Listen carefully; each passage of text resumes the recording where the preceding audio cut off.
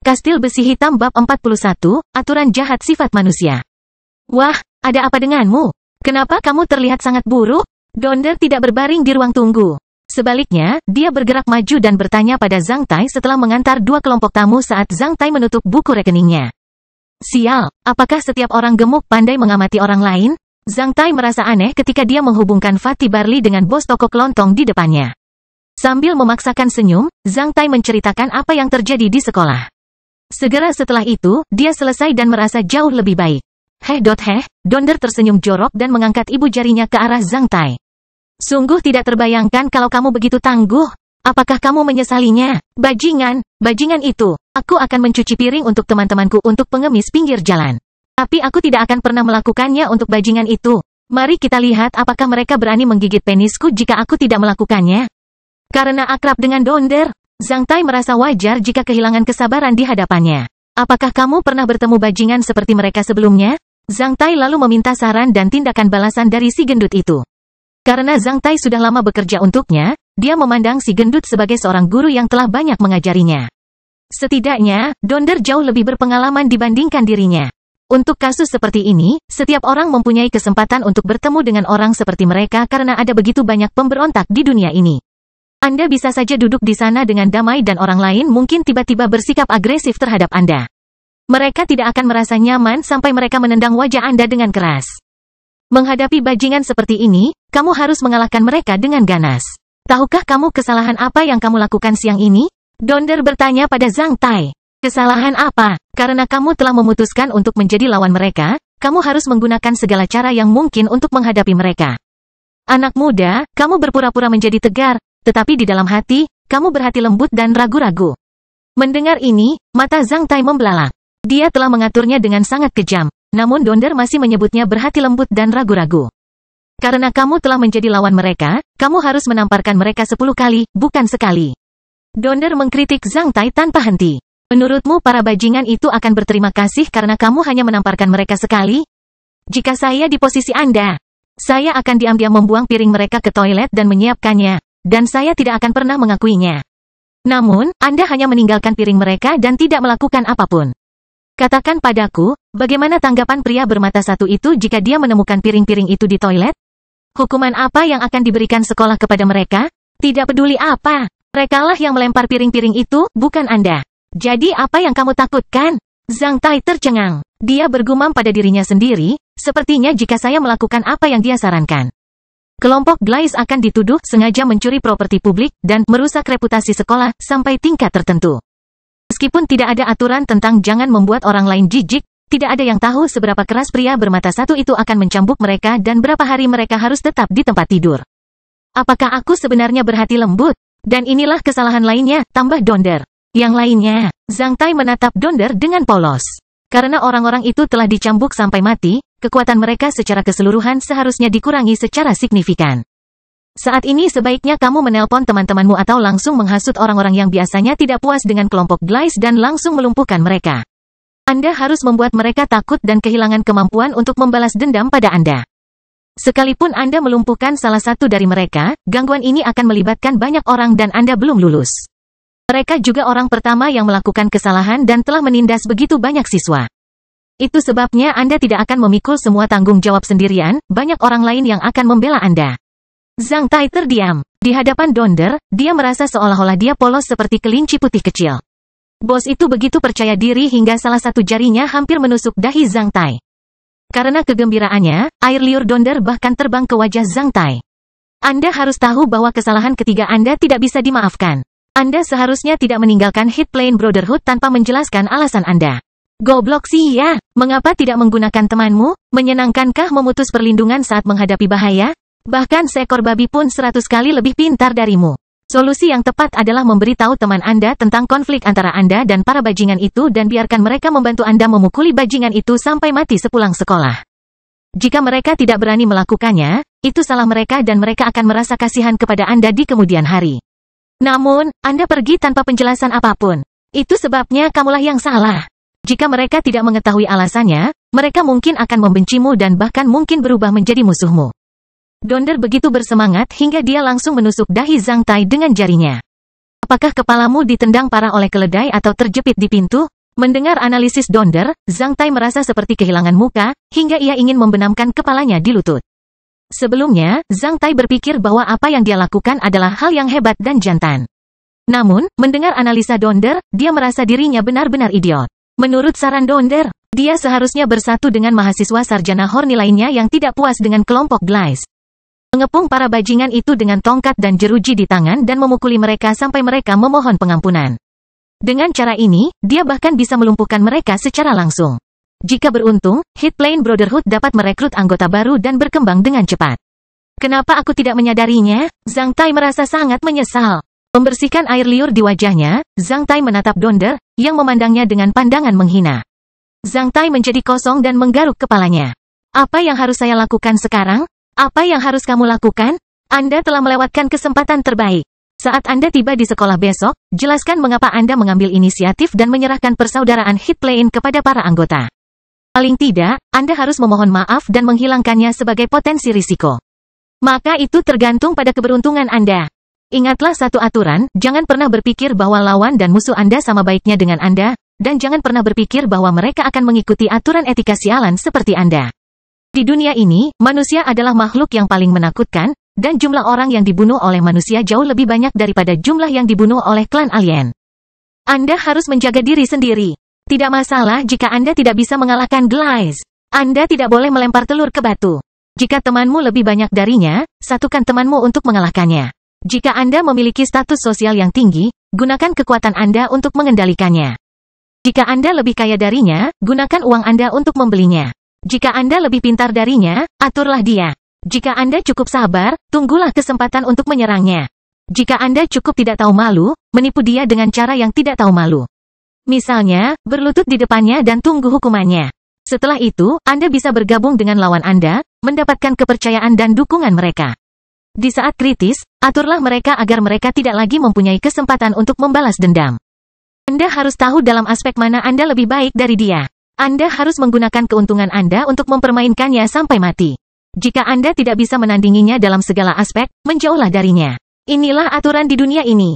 Apakah saya jelas? Donder jarang mempunyai kesempatan untuk mengajar siapapun.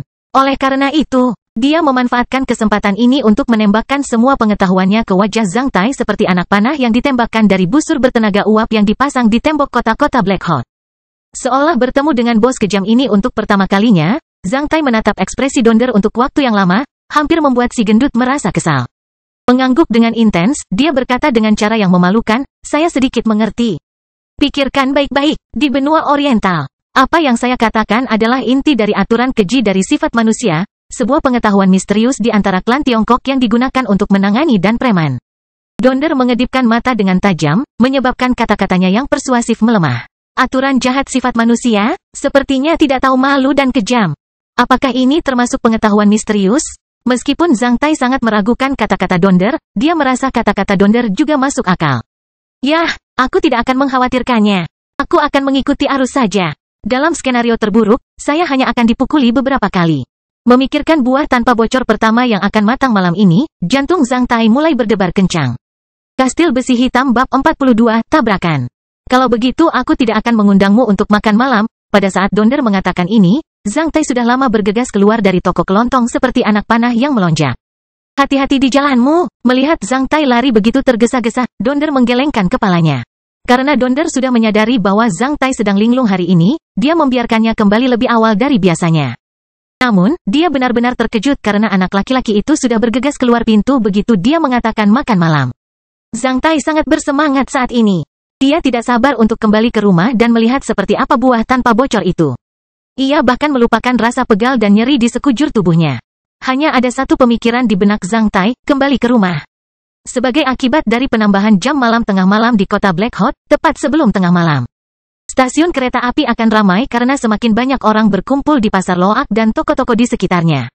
Untuk kembali ke rumah secepat mungkin, Zhang Tai tidak memilih rute yang biasa. Sebaliknya, dia menggunakan jalan pintas dan berlari ke ganggang dan jalan-jalan padat penduduk di dekat stasiun kereta. Meskipun tempat-tempat seperti ini dihuni oleh orang-orang dari berbagai lapisan masyarakat dan kurangnya keamanan. Zhang Tai selalu melewati daerah ini selama beberapa tahun dan tidak menemukan sesuatu yang aneh sedikit pun di tempat tersebut. Namun, selalu ada pengecualian. Di sudut antara gang dan jalan, karena kegelapan, Zhang Tai bertemu dengan pria lain yang sedang keluar dari gang. Tak satu pun dari keduanya menyangka bahwa mereka akan menabrak orang lain di persimpangan ini. Tubuh pria itu hanya bergetar sedikit, sementara Zhang Tai bangkit kembali dan jatuh ke tanah. Tiba-tiba, Zhang Tai menjadi linglung dan mengamuk dengan marah. "Nak, kamu ingin mati?" Zhang Tai melebarkan matanya dan melihat seorang pria jangkung maskulin berusia sekitar 40 tahun berdiri di depannya. Seperti pionir pada umumnya, pria yang dengan ganas melangkah ke arah Zhang Tai memiliki wajah yang panjang dan kejam serta rambut berwarna coklat. Zhang Tai belum pulih. Dari tabrakan dahsyat ini saja, dia merasa tulangnya hampir patah dan berjuang keras untuk bangkit dari tanah. Dia tidak pernah membayangkan bahwa pria di depannya akan begitu kejam. Setelah melihat Zhang Tai terjatuh ke tanah, pria itu sebenarnya ingin menginjaknya. Melihat kaki dan otot pria itu yang besar, Zhang Tai menyadari bahwa dia akan terluka parah jika tidak terbunuh di bawah kakinya. "Ada apa?" Dari gang di belakang lelaki gagah itu muncul bayangan tipis berseragam pionir. Melihat apa yang akan dilakukan Hak, pria itu langsung menghentikannya sambil sedikit mengangkat dagunya ke arah tertentu. Mengikuti arah dagunya, Hak melihat tim tentara patroli di jalan jauh. Melihat tentara yang berpatroli, Hak berhenti. "Anak muda, kamu baik-baik saja?" Pria kurus namun tinggi itu bergerak dari belakang Hak dan berjongkok di depan Zhang Tai sambil tersenyum. Menatap mata ramping pria itu dengan pupil kekuningan, Zhang Tai merasa seperti sedang ditatap oleh seekor ular kobra. Saat itu juga, Zhang Tai merasakan bulu di tubuhnya berdiri tegak. Saat pria itu mendekatinya seperti ular, Zhang Tai mencium aroma amis, yang membuatnya merasa ingin muntah. Memikirkan bagaimana Hak mengangkat kakinya, Zhang Tai buru-buru bangkit. Tidak peduli apapun, terlalu berbahaya baginya untuk tetap tergeletak di tanah. "Aku baik-baik saja, aku baik-baik saja. Saya baru saja berlari, maaf soal itu." "Ho, kamu sangat ceroboh. Apakah kamu terluka? Ayo, biarkan aku membantumu." "Tidak perlu, terima kasih."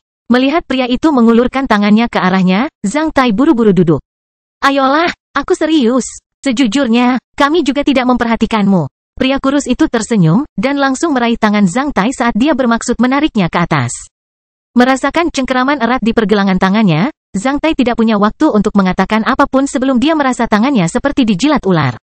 Setelah itu, dia merasa seolah pria itu telah memeriksa seluruh bagian tubuhnya. Dari telapak tangan, pergelangan tangan, dan siku hingga bahu, ketiak, pinggang, dada, dan perut. Akhirnya, dia bahkan mencari di selangkangan, betis, dan pergelangan kaki Zhang Tai sambil berpura-pura menepuk-nepuk tanah untuknya. Semua ini terjadi sebelum Zhang Tai sempat menyadari apa yang sedang terjadi. Pria kurus itu lalu menggelengkan kepalanya ke arah Hak. "Karena ini sudah malam, berhati-hatilah dalam perjalanan pulang." Pria kurus itu memaksakan senyum aneh pada Zhang Tai saat dia pergi bersama Hak yang menatap tajam. Segera setelah itu, mereka menghilang di jalan yang padat penduduk. Hanya dalam beberapa detik, Zhang Tai menyadari bahwa punggungnya sudah basah oleh keringat. Saat angin malam bertiup, dia menggigil. Secara naluriah, Zhang Tai menyadari bahwa dia sepertinya baru saja lolos dari krisis besar. "Zhang Tai, segera pergi. Tuhan memberkati saya. Aku tidak ingin bertemu dengan dua orang menakutkan itu lagi." Zhang Tai bergumam pada dirinya sendiri sambil bergerak maju. Beberapa langkah kemudian, dia merasakan sesuatu di bawah kakinya. Dengan mata terbelalak, dia membungkuk dan mengambil benda itu. Di bawah sinar bulan, Zhang Tai melihat tas kain seukuran telapak tangan yang berisi sesuatu di dalamnya. Rasanya tidak seperti logam langka atau uang. Karena terkejut, Zhang Tai mengeluarkan benda itu dari tasnya, memperlihatkan sebuah piring kayu berbentuk segitiga berwarna merah tua yang memiliki retakan di bagian tengahnya. Tidak ada apapun di piring kayu itu, tidak ada pola atau karakter. Tampaknya terbuat dari kayu pinus merah biasa, yang harganya tidak terlalu mahal. Saat Zhang Tai berniat membuangnya, dia menyadari bahwa piring kayu itu sangat halus seolah-olah piring itu biasa digunakan dan dipegang oleh orang-orang. Zhang Tai kemudian menjadi penasaran mengapa piring yang tidak berguna disimpan begitu saja di dalam tas ini. Menyadari bahwa Hak telah menjatuhkan tasnya, Zhang Tai menyeringai ketika dia memasukkannya kembali ke dalam tas kain sebelum memasukkan tas itu ke dalam sakunya. Dia kemudian bergegas pulang. Setengah jam setelah Zhang Tai pergi, kedua pria itu kembali. Tidak seperti sebelumnya, wajah mereka menjadi pucat karena ketakutan yang tak terlukiskan. Dengan lampu minyak di tangan, mereka menurunkan tubuh mereka ke tanah dan mencari hampir di setiap sudut sebidang tanah ini. Sayangnya, mereka gagal menemukan apa yang mereka cari. Apa yang harus kita lakukan? Saat ini, Hak tidak terlihat kejam. Satu-satunya hal yang terlihat di wajahnya adalah ketidakpastian yang akan terlihat pada akhir dunia. "Snap, kenapa tidak langsung menemui mereka? Kamu gila." Pria mirip ular bernama Snap menatap Hak. Anda tahu aturan organisasi kami. Anda tahu apa yang akan mereka lakukan jika mereka tidak melihat tokennya. Tanpa token itu, kami akan dibunuh begitu kami memberitahu mereka siapa kami. Apa yang harus kita lakukan jika kita tidak dapat menyelesaikan tugas ini? Mengingat apa yang telah dilakukan pemimpin mereka terhadap pengikut yang melakukan kesalahan, Huck dan Snap menjadi sangat pucat. Pasti anak itu. Sungguh sulit dipercaya kami kehilangan tokennya. Anda telah memeriksanya ketika kami meninggalkan stasiun kereta. Selain itu, kami tidak melakukan kontak dengan orang lain. Token itu pasti dicuri oleh anak itu. Snap menyimpulkan dengan galak. Tapi kamu baru saja memeriksanya dan tidak menemukan apapun. Anak itu pasti berpengalaman. Dia pasti membuangnya saat dia mendapatkan token kita. Saat itu terlalu gelap dan kami tidak memperhatikan kaki kami. Setelah kita pergi, anak itu mungkin mengambilnya dan melarikan diri. Selain salah mengira Zhang Tai sebagai pencuri berpengalaman yang mengintai di dekat stasiun kereta api, penilaiannya sepenuhnya benar. Sekarang, kami hanya bisa berharap dia tidak membuangnya. Jika tidak, kalau tidak, aku pasti akan membunuh semua anggota keluarganya dan memotongnya menjadi pasta daging. Wajah gemuk Huck bergetar. Apa yang harus kita lakukan sekarang? Haruskah kita mencarinya? Tidak, kita harus mencari pencuri lain dan membiarkan dia membawa kita ke anak itu. Jika anak itu sering mengunjungi daerah dekat stasiun kereta, orang lain pasti mengenalnya. Bagus. Di kota Black Hawk, lingkungan dekat stasiun kereta api adalah tempat yang paling tidak tertib. Di sini banyak sekali penjahat yang melakukan perbuatan buruk seperti pencopet, perampokan, pemerkosaan, Orang-orang itu diam-diam bekerja sama dengan hakim di dekat stasiun kereta api. Mereka jelas merupakan kekuatan jahat di kota Black Hawk. Namun, malam itu, dua pria jahat itu akhirnya akan berurusan dengan mereka malam ini karena masalah sepele. Kastil Besi Hitam Bab 43, Kesabaran. Tentu saja, Zhang Tai tidak tahu apa yang dilakukan kedua orang itu setelah dia kembali ke rumah. Ketika keduanya sedang mencari di tanah, Zhang Tai sudah kembali ke rumah. Karena ada satu orang lagi di rumah serta bayi yang akan lahir sekitar 10 bulan lagi, orang tua Zhang Tai tidak keluar rumah pada malam hari selama beberapa hari terakhir. Sebaliknya, mereka tinggal di rumah. Akhir-akhir ini, makan malam menjadi lebih bergizi dibandingkan sebelumnya. Zhang Tai tahu bahwa beberapa hidangan, yang rasanya sangat enak, dibuat oleh calon adik iparnya. Ketika dia kembali, Zhang Tai hanya menemukan ibu dan calon saudara iparnya di rumah. Setelah selesai makan malam, dia melihat ayahnya kembali dengan tubuh penuh keringat sambil membawa ham di punggungnya. Zhang Tai kemudian mengetahui di mana ayahnya berada. Bersama ayahnya, Zhang Tai mengolah ham seberat 20 kg itu dan menggantungnya di dapur. Karena dia sudah lama tidak mencium aroma seperti ini, Zhang Tai menarik napas dalam-dalam. Setelah itu, Zhang Tai bercanda, "Ayah, kamu dan ibu benar-benar difavoritkan. Saya sudah lama menginginkan ham, namun Anda tidak membelinya untuk saya. Namun, begitu adik iparku tiba, kamu segera membelinya. Putramu benar-benar tidak bisa menandingi cucumu." Novelep masuk tidak sia-sia.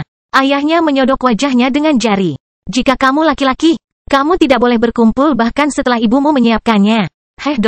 Zhang Tai tersenyum tetapi keberatan di dalam hatinya. Putramu benar-benar melakukan sesuatu yang luar biasa di sekolah hari ini. Namun, Zhang Tai tahu bahwa apa yang terjadi di sekolah hanya akan membuat ayah dan ibunya khawatir. Oleh karena itu, dia memutuskan tidak akan memberitahu mereka tentang hal itu. "Ayah, berapa harga hamnya?" 58 koin perak dan 60 koin tembaga, hampir 60 koin perak. Ayahnya mengeluh dengan getir, belum pernah semahal ini sebelumnya. Zhang Tai terkejut. Harga tersebut hampir setara dengan 1 bulan gaji ayahnya. Rupanya ayah dan ibunya telah membayar mahal untuk cucu mereka. Melihat ayah murung di sana, Zhang Tai mendekatinya dan mengoceh. "Ingatlah untuk membeli lebih banyak buah untuk memberikan nutrisi yang cukup bagi kesehatan calon bayi keluarga Zhang kita." "Ya, bumu juga." Ayahnya tiba-tiba menyadari bahwa dia telah jatuh ke dalam perangkap Zhang Tai. Karena kesal, ayahnya mengejarnya berkeliling ruangan dan menyentil dahi Zhang Tai. Sejak kakak iparnya datang ke rumah mereka, Zhang Tai menyadari bahwa rencana untuk mendapatkan nilai pahala di rumah menjadi tidak efektif. Setiap tempat di rumah menjadi bersih dan rapi, sehingga dia tidak bisa lagi menemukan alasan untuk melakukan pekerjaan rumah. Akibatnya, Zhang Tai tidak melakukan apapun dan hanya bisa tersenyum pahit. Rupanya dia harus menemukan cara tersembunyi lain untuk mendapatkan nilai pahala. Setelah makan malam, ibu dan adik iparnya duduk berdekatan dan sedang merajut. Karena dia dibesarkan di rumah seorang penjahit, saudara iparnya jelas pandai menjahit. Melihat sepasang tangan halus itu, ibu Zhang Tai tersenyum. Sambil membantu mereka memotong kain untuk membuat shawl, Zhang Tai dengan santai berbicara kepada mereka. "Tinggal beberapa hari lagi sebelum aku meninggalkan rumah," sambil memotong kain, pikir Zhang Tai dalam hati.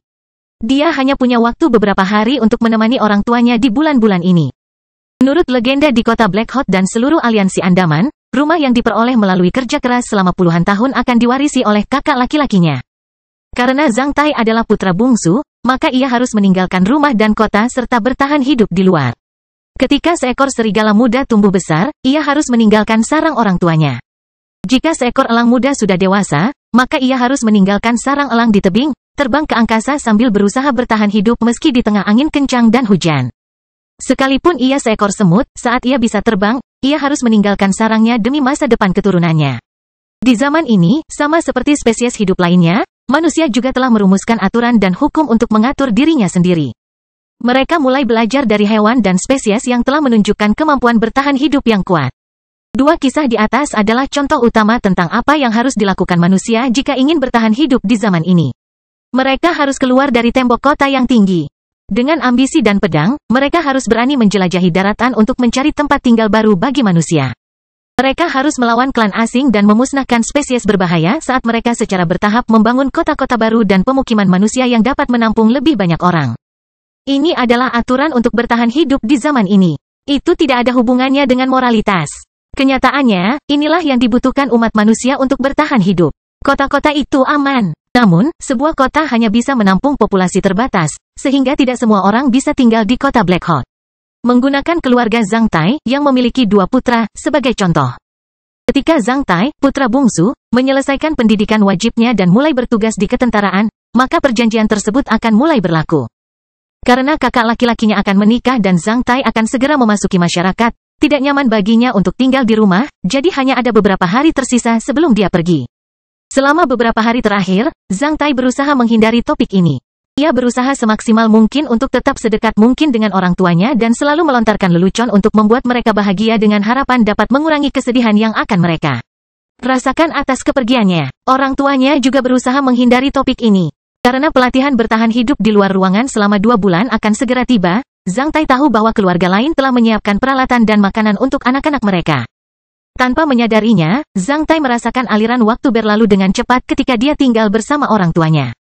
Tumpukan kain itu segera selesai dipotong-potong. Saat ini sudah agak terlambat, dan ibunya terlihat sedikit lelah. Setelah mengobrol sebentar, Zhang Tai menemukan alasan untuk pergi. Sambil menguap, dia mencuci kakinya, menggosok gigi, dan kembali ke loteng. Kembali ke kamarnya. Zhang Tai melihat ke arah pelat kayu berbentuk segitiga itu dengan hati-hati dan akhirnya memastikan bahwa pelat itu terbuat dari kayu pinus merah dan tidak memiliki fungsi ajaib atau tersembunyi. Selain butiran khusus yang terbentuk secara alami di atasnya, tidak ada hal lain yang perlu disebutkan tentangnya. Jika ditempatkan di antara mainan anak-anak, orang lain akan menganggapnya sebagai bahan penyusun. Setiap kali Zhang Tai mengingat kembali sepasang kaki besar Hak dan pria langsing seperti ular yang mencarinya kemana-mana, dia akan merasa merinding. Bajingan ker, 2 orang mesum. Bukankah kamu menjalani masa kecil yang baik? Kalian berdua memainkan hal sialan ini pada usia segitu? Zhang Tai mengutuk. Piring kayu itu langsung dilempar ke dalam tas kain, lalu dilemparkannya ke dalam kotak serba-serbi di sudut ruangan. Setelah melempar piring kayu itu, Zhang Tai menarik napas dalam-dalam dan menutup matanya. Dia segera dapat menemukan gerbang melengkung yang ajaib di antara alisnya. Menguncinya, dia bergumam pada dirinya sendiri, masuk. Tuan kastil yang tampan dan luar biasa, selamat datang di kastil besi hitam.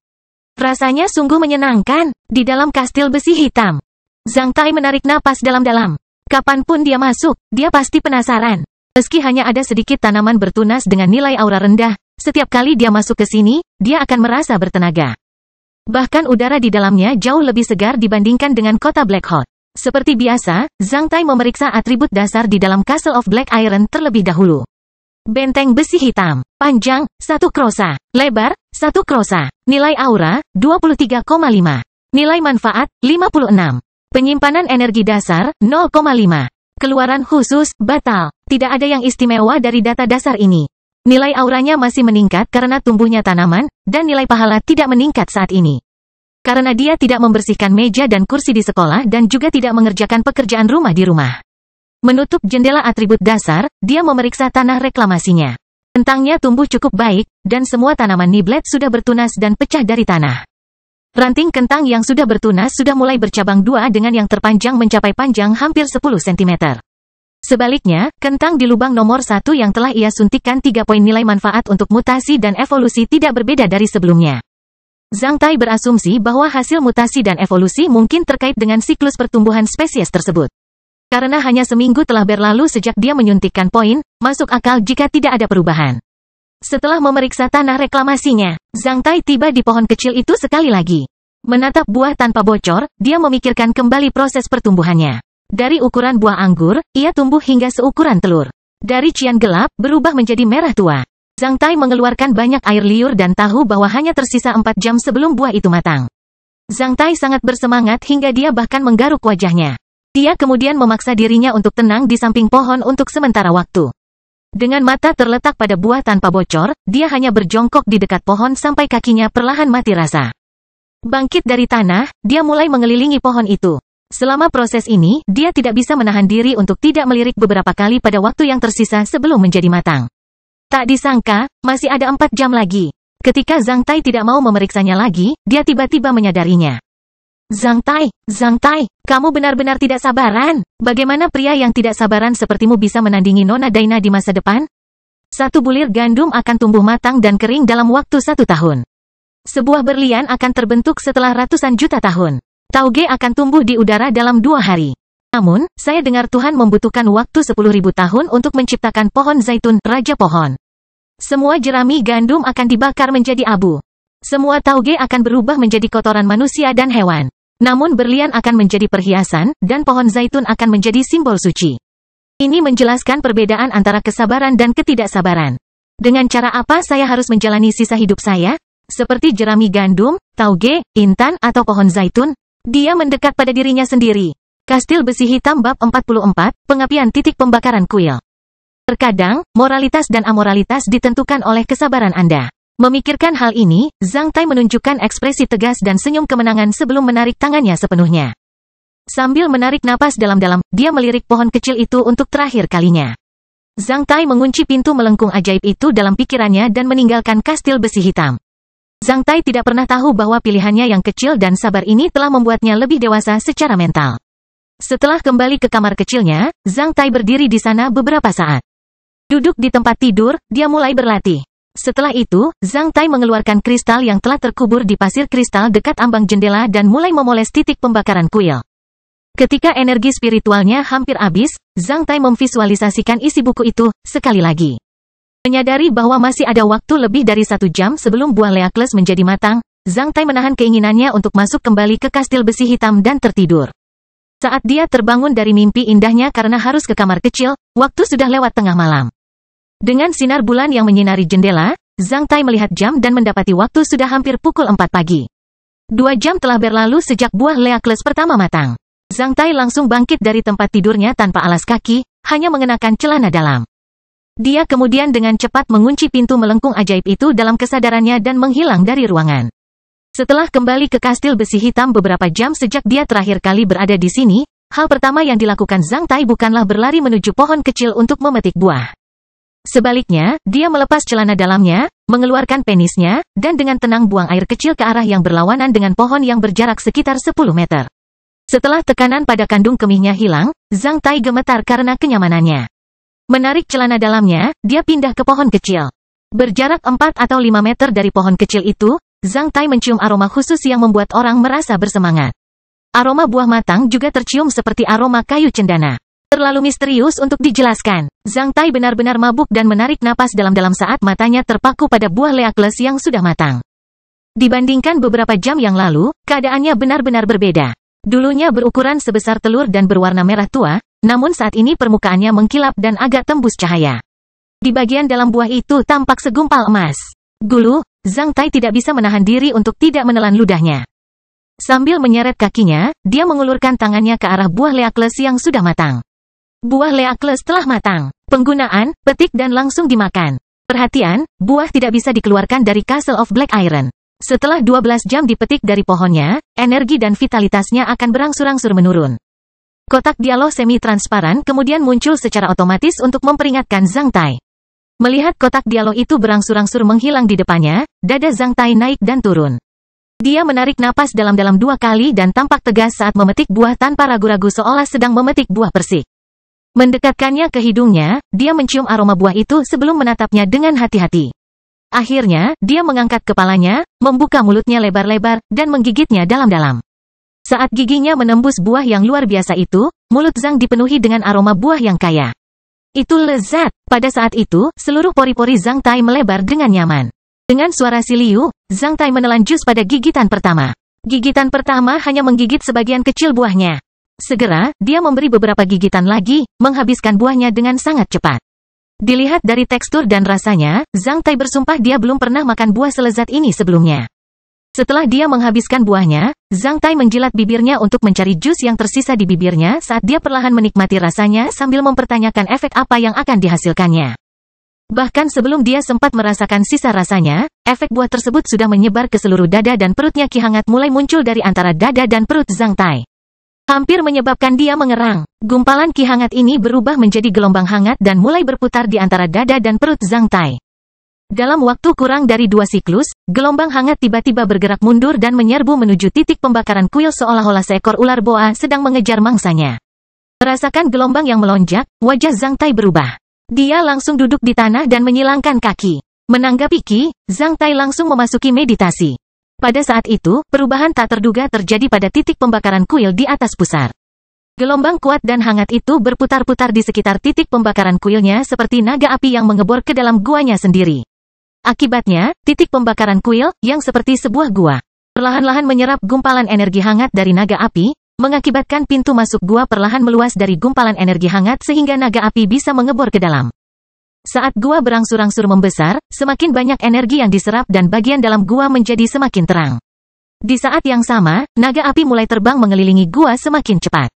Lebih dari 10 menit kemudian, dengan suara boom, pintu masuk gua Qian langsung meluas saat kilau Qian berangsur-angsur berubah menjadi biru.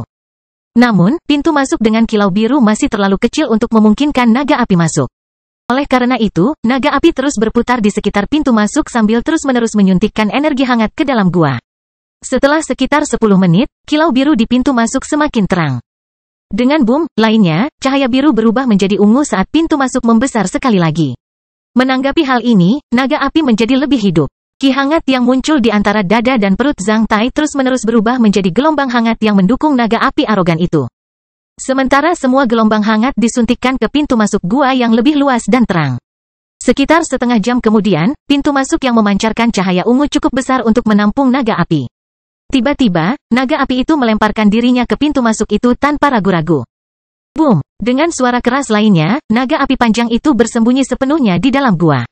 Memancarkan cahaya yang menyilaukan, kilau ungu memancar ke segala arah dalam bentuk pecahan cahaya.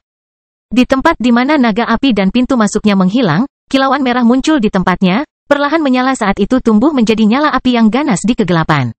Itu terus-menerus memancarkan panas dan cahaya kedingin dan kegelapan di sekitarnya. Ketika dia dengan jelas melihat nyala api di atas titik pembakaran kuil, Zhang Tai berteriak dan menangis sebelum tertawa terbahak-bahak seperti orang gila. Tanpa diduga, dia telah menyalakan titik pembakaran kuil hari ini dengan cara seperti itu.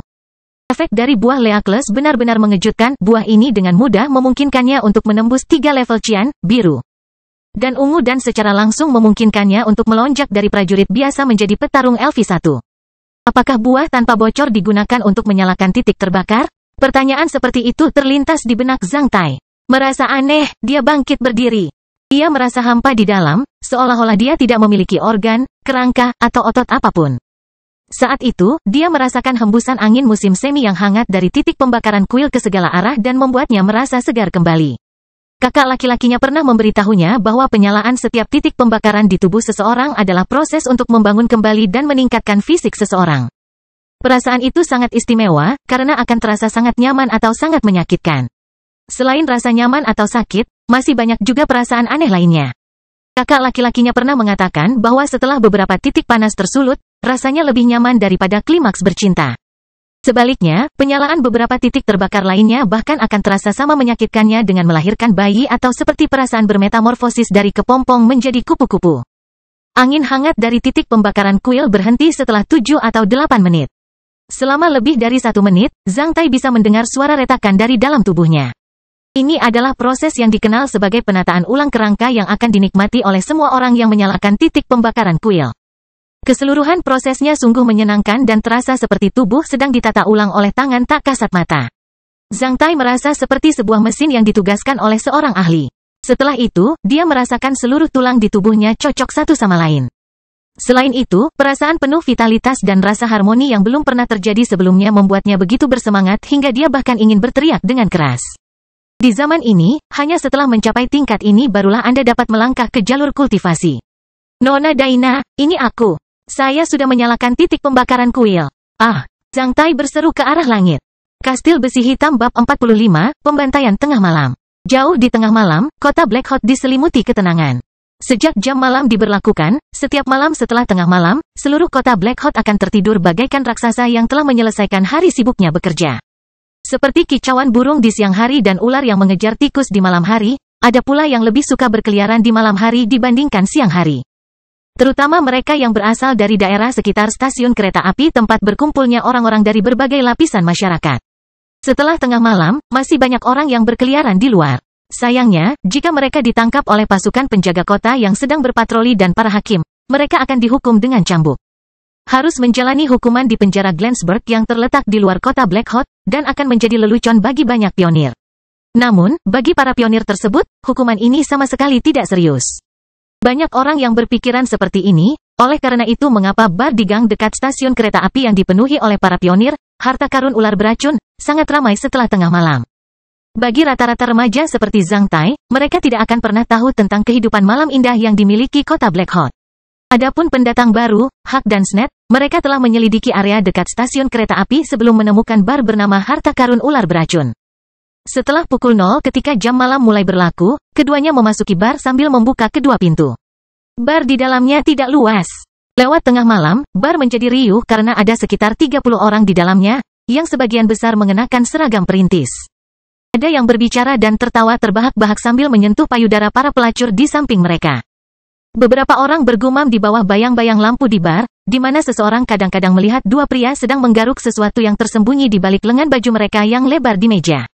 Beberapa mengangguk ketika mereka puas, sementara yang lain menggelengkan kepala untuk menunjukkan ketidaksetujuan. Jika mereka tidak dapat mencapai kesepakatan, mereka akan mundur. Ini adalah pola perdagangan yang biasa di kalangan pionir. Transaksi tersebut dilakukan secara diam-diam untuk menjaga kerahasiaan barang dan harga perdagangan. Hanya kedua pihak yang terlibat yang tahu apa yang terjadi, sehingga orang tidak akan pernah tahu topik pembicaraan mereka, bahkan jika mereka merencanakan pembunuhan Anda dan akibatnya. Ketika Huck dan Sned memasuki bar, banyak orang melirik mereka dan melanjutkan bisnis mereka sendiri, sementara pionir lain yang lebih tanggap merasa seolah-olah ada bahaya yang mendekati mereka. Sebagai tanggapan, mereka diam-diam memindahkan senjata yang tergeletak di atas meja atau di sampingnya lebih dekat, menempatkannya pada posisi yang nyaman jika terjadi situasi kritis. Saat Huck dan Sned duduk di meja, dua pelayan bar yang tampak cantik sudah bergerak di depan mereka dengan pinggang ramping yang berputar. Mereka bermaksud menurunkan tubuh mereka untuk memperlihatkan payudara mereka yang terbuka dan montok. Pria tampan, apa yang bisa aku bantu? 2 cangkir anggur pinus hitam. Makanan apa yang kamu sajikan? Tanya Sned. Roti panggang, kedelai, sup daging sapi, dan sosis renyah. 1 set untuk kita masing-masing. Oke, setelah para pelayan bar pergi. Memperhatikan apa yang telah dipesan oleh keduanya, yang lain mengalihkan pandangan dari mereka. Karena mereka tahu hanya sedikit pembuat onar yang akan menikmati makanan sebelum menimbulkan masalah di bar. Tak lama kemudian, makanan yang dipesan oleh Sned dan Huck pun disajikan. Melihat makanannya, Sned tidak langsung memakannya. Sebagai gantinya, dia mengambil akar rumput, yang tampak seperti ranting kering. Dibungkus dengan kawat perak dan menusuk setiap benda di piring mereka dan cangkir bir sambil memeriksa perubahan warna akar rumput dan kabel perak. Setelah tidak ada perubahan warna yang terlihat, mereka mulai menikmati makan malam dengan aman. Setelah beberapa jam bekerja, keduanya saat ini benar-benar lapar. Merupakan hal yang biasa bagi para pionir untuk menguji racun dengan menggunakan akar rumput dari duri pemakan jiwa yang dibungkus dengan kabel perak. Kawat perak dan akar rumput dari Soul Eating Thorn adalah kombinasi sempurna, ia bereaksi terhadap sebagian besar zat beracun. Termasuk racun tikus yang kuat yang hanya membutuhkan sejumlah kecil untuk membunuh manusia dewasa. Hampir setiap pionir memiliki kebiasaan menguji racun pada makanannya sebelum dimakan, sehingga orang lain tidak merasa aneh ketika melihatnya. Bahkan para bos dan pelayan bar menganggap hal ini sebagai kebiasaan umum di kalangan pionir. Selain pelanggan tetap, banyak pendatang baru di bar yang dipenuhi pionir ini akan menguji racun seperti keduanya. Itu hanya kebiasaan hidup. Para tamu bar dengan lantang berbicara tentang Balai Kota-Kota Black Hot. Balai Kota telah menaikkan biaya pemetaan wilayah hitam di utara dan barat kota Black Hot, sehingga harganya menjadi 46 koin emas per kilometer persegi wilayah hitam. Selain itu, untuk setiap tambahan kilometer persegi, harga akan naik sebesar 5%. Selama beberapa hari terakhir, beberapa gelombang pionir yang menganggap diri mereka luar biasa telah melakukan perjalanan ke sana secara berkelompok. Namun, tidak diketahui berapa banyak di antara mereka yang akan kembali. Setelah selesai makan, Huck dan Sned berpura-pura mendengarkan berita di dalam bar sebelum bersiap untuk pergi dan memanggil pelayan bar untuk melunasi tagihan. Berniat mengeluarkan dompetnya, tiba-tiba dompet Huck terjatuh ke tanah, menyebabkan 2 koin emas menggelinding dari dompetnya. Huck buru-buru menyimpan dompetnya. Sebaliknya, Sned melunasi tagihannya sebelum keduanya keluar dari bar. Segera setelah mereka pergi, seorang pria di sudut bar juga bangkit berdiri. Meminum bir terakhirnya, dia dengan sengaja menumpahkan bir ke dirinya sendiri. Setelah itu, dia mengikuti keduanya dan meninggalkan bar. Tindakan pria itu tidak mengejutkan siapapun di bar. Sepertinya Squirrel Pond akhirnya menemukan mangsa malam ini. Seseorang di dalam bar mulai menyeringai. Semua orang melupakan ketiganya yang baru saja pergi. Di dunia ini, masing-masing dari mereka memiliki aturan bertahan hidup masing-masing. Jika orang lain tidak mempengaruhi mereka, maka sebagian besar akan memilih untuk mengabaikan apa yang terjadi di samping mereka. Ini adalah salah satu aturan untuk bertahan hidup di zaman ini. Saat Squirrel Pond keluar dari bar, dia melihat sekeliling dan melihat Huck dan Sned berjalan ke gang di sebelah kiri. Menyipitkan matanya, dia terus mengikuti mereka sambil berpura-pura menjadi pria mabuk. Ketika Pond mendekat ke arah mereka, 2 orang yang berjalan di depan melirik ke arahnya. Namun, mereka sepertinya tidak peduli saat melihat pria mabuk itu. Mendekati Huck, dia terjatuh ke depan sambil memasukkan tangannya ke dalam mantel Huck. Saat jari Pond menyentuh pakaian Huck, dia mendengar cibiran dingin. Terlalu lambat, sebelum Squirrel Pond menyadari apa yang terjadi, tangannya sudah digenggam erat oleh Huck. Saat dia hendak berpura-pura menjadi pemabuk dan berteriak keras, belati es telah tiba di lehernya. Belati itu menusuk kulit dan meninggalkan sayatan yang dangkal. Pond sangat ketakutan dan mulai berkeringat.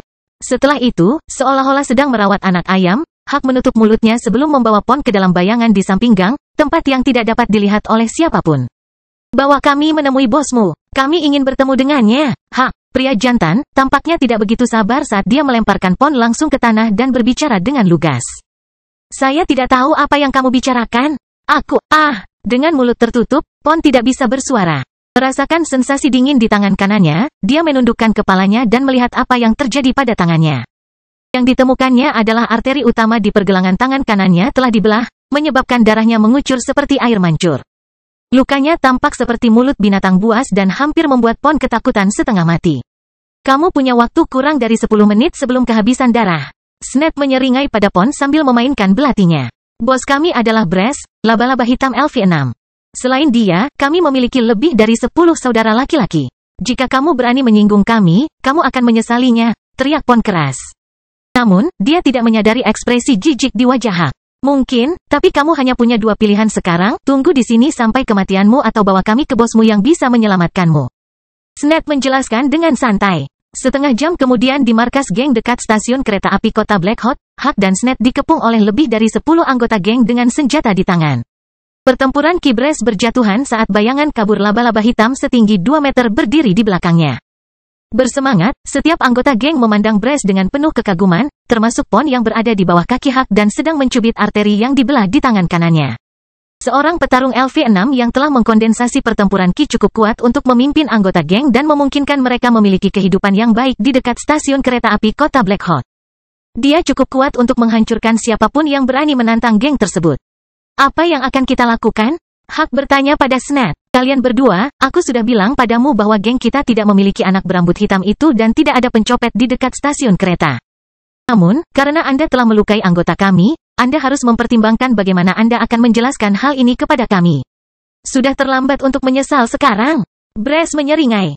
Melambaikan tangannya, sekelompok pejuang geng mendekati Huck dan Sned dengan ekspresi kejam.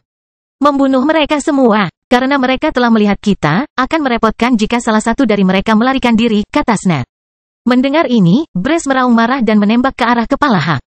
Di saat yang sama, semua anggota lainnya menyerang Huck dan Sned dengan senjata mereka. Huck lalu langsung menginjak kepala Pond hingga patah seperti semangka. Dia kemudian meninju-tinju Brass. Saat Brass menyentuh tinju Huck, wajahnya menjadi pucat saat dia melihat bayangan besar muncul tepat di belakang Huck. Berbeda dengan laba-laba hitamnya, bayangan di belakang Huck adalah seekor kelabang besar dengan banyak kaki. Kelabang berkaki 1000, petarung LV7. Itu tidak mungkin, seru Brace ketakutan. Saat kedua tinju bertabrakan, seluruh lengan Brace patah sepenuhnya. Tinju Hak kemudian menembus dada Brace dan keluar dari punggungnya. Hanya dengan satu gerakan, pilar geng itu tiba-tiba runtuh. Para anggota geng bahkan tidak menanggapi apa yang terjadi. Ketika mereka menyadari apa yang terjadi, mereka segera membuang senjatanya dan melarikan diri menuju gerbang. Snap menghindari senjata yang masuk dengan memutar tubuhnya seperti ular dan langsung muncul di belakang dua anggota geng yang melarikan diri. Dia dengan lembut mengiris belatinya ke leher mereka seperti ular berbisa yang meludahkan lidahnya. Sebelum keduanya terjatuh, Snap sudah muncul di samping beberapa anggota geng lainnya dan menggorok leher mereka hampir di waktu yang bersamaan. Setelah beberapa kilatan, dimulai dari orang yang menyerang Snap terlebih dahulu, setiap anggota, termasuk anggota yang paling jauh dari Snap pada jarak 7 langkah. Berdiri diam saat mereka mulai menyemprotkan darah dari leher mereka seolah-olah mereka sedang menyerang Snap. Adalah air mancur. Kemudian, mereka hampir semuanya terjatuh pada saat bersamaan. Semua ini membutuhkan waktu kurang dari 5 tarikan napas. Satu-satunya yang tersisa hanyalah 2 orang yang berdiri di halaman dan bau darah yang mulai menyebar. Bagaimana kita menangani mayat-mayat ini? Hak bertanya pada Snap seolah membunuh orang dalam jumlah besar hanyalah masalah sepele. Pada saat ini, Snap sedang asyik menjilati darah di belatinya. Mari kita berurusan dengan mayat sekarang. Kita harus memastikan tidak ada yang menemukannya setidaknya selama 2 hari. Mengapa tidak langsung membakarnya? Orang-orang di bar itu melihat kita malam ini. Kecuali kita membunuh mereka semua malam ini, orang-orang dari bar pasti akan mengira kita ada hubungannya dengan kejadian ini. Namun, jika kita menyalakan api di sini 2 hari kemudian, tidak ada yang akan berpikir seperti itu. Snap menjelaskan dengan hati-hati dan berpengalaman. Karena mereka selalu muncul di dekat stasiun kereta, mereka pasti menjarah banyak barang dan mengumpulkannya di sini. Ayo cari mereka. Kita mungkin mendapatkan beberapa hal baik jika kita beruntung. Adapun bocah berambut hitam yang berani berlari di jalan sekitar stasiun kereta api itu pasti sangat familiar dengan tempat ini dan selalu sering berkunjung ke sini. Sebaiknya kita tetap berada di dekat stasiun kereta selama beberapa hari ke depan dan menangkapnya saat kita melihatnya. Bagaimana jika kita tidak dapat menemukannya? Jika kita tidak dapat menemukannya dalam waktu 1 minggu, sebaiknya kita melarikan diri dari Aliansi Andaman serta dari koridor klan manusia Black Sun sejauh mungkin. Sebaiknya kita tidak ditemukan oleh pimpinan organisasi kita. Jika tidak, kita akan mati dengan mengenaskan. Snap berkata dengan tenang. Bagus. 1 jam kemudian, Hak dan Snap meninggalkan markas geng dan bahkan menguncinya dari luar, menciptakan kesan bahwa tidak ada orang di dalam. Mereka percaya bahwa tidak ada seorang pun yang berani menerobos masuk dalam waktu singkat mengingat kekuatan geng yang menakutkan. 2 hari kemudian, mereka benar-benar bisa melenyapkan semuanya hanya melalui api, tanpa meninggalkan bukti. Tidak ada yang menyangka bahwa geng tersebut telah terbunuh 2 hari sebelum kebakaran. Sebuah gang, apakah itu sesuatu yang berharga? Ketika mereka meninggalkan markas geng, Hak meludah ke arah itu. Selama periode ketika geng itu dimusnahkan, Zhang Tai menyalakan titik pembakaran kuilnya. Dia tidak menyadari bahwa dia telah terlibat dalam krisis besar atas piring kayu biasa. Zhang Tai hanya merasa bahwa seluruh hidupnya dipenuhi dengan harapan dan dia akan memiliki masa depan yang cerah. Kastil Besi Hitam Bab 46, Kita Bersaudara. Faktanya, sejak lama, Zhang Tai selalu merasa kewalahan karena tekanan zaman ini. Betapapun kerasnya dia bekerja, dia merasa seolah-olah dia hanyalah sehelai daun pohon kecil yang jatuh ke dalam arus deras, tidak mampu mengendalikan arah hidupnya. Dia merasa tidak berdaya dan tidak mampu mengubah apapun di usia ini. Dia tidak bisa membuat Nona Daina jatuh cinta padanya dan dia juga tidak bisa menghentikan perasaan sedih orang tuanya atas putra sulung mereka yang telah meninggal. Kadang-kadang, dia bahkan memikirkan adegan mengerikan yang berhubungan dengan orang-orang terdekatnya. Dalam adegan itu, dia juga tidak berdaya.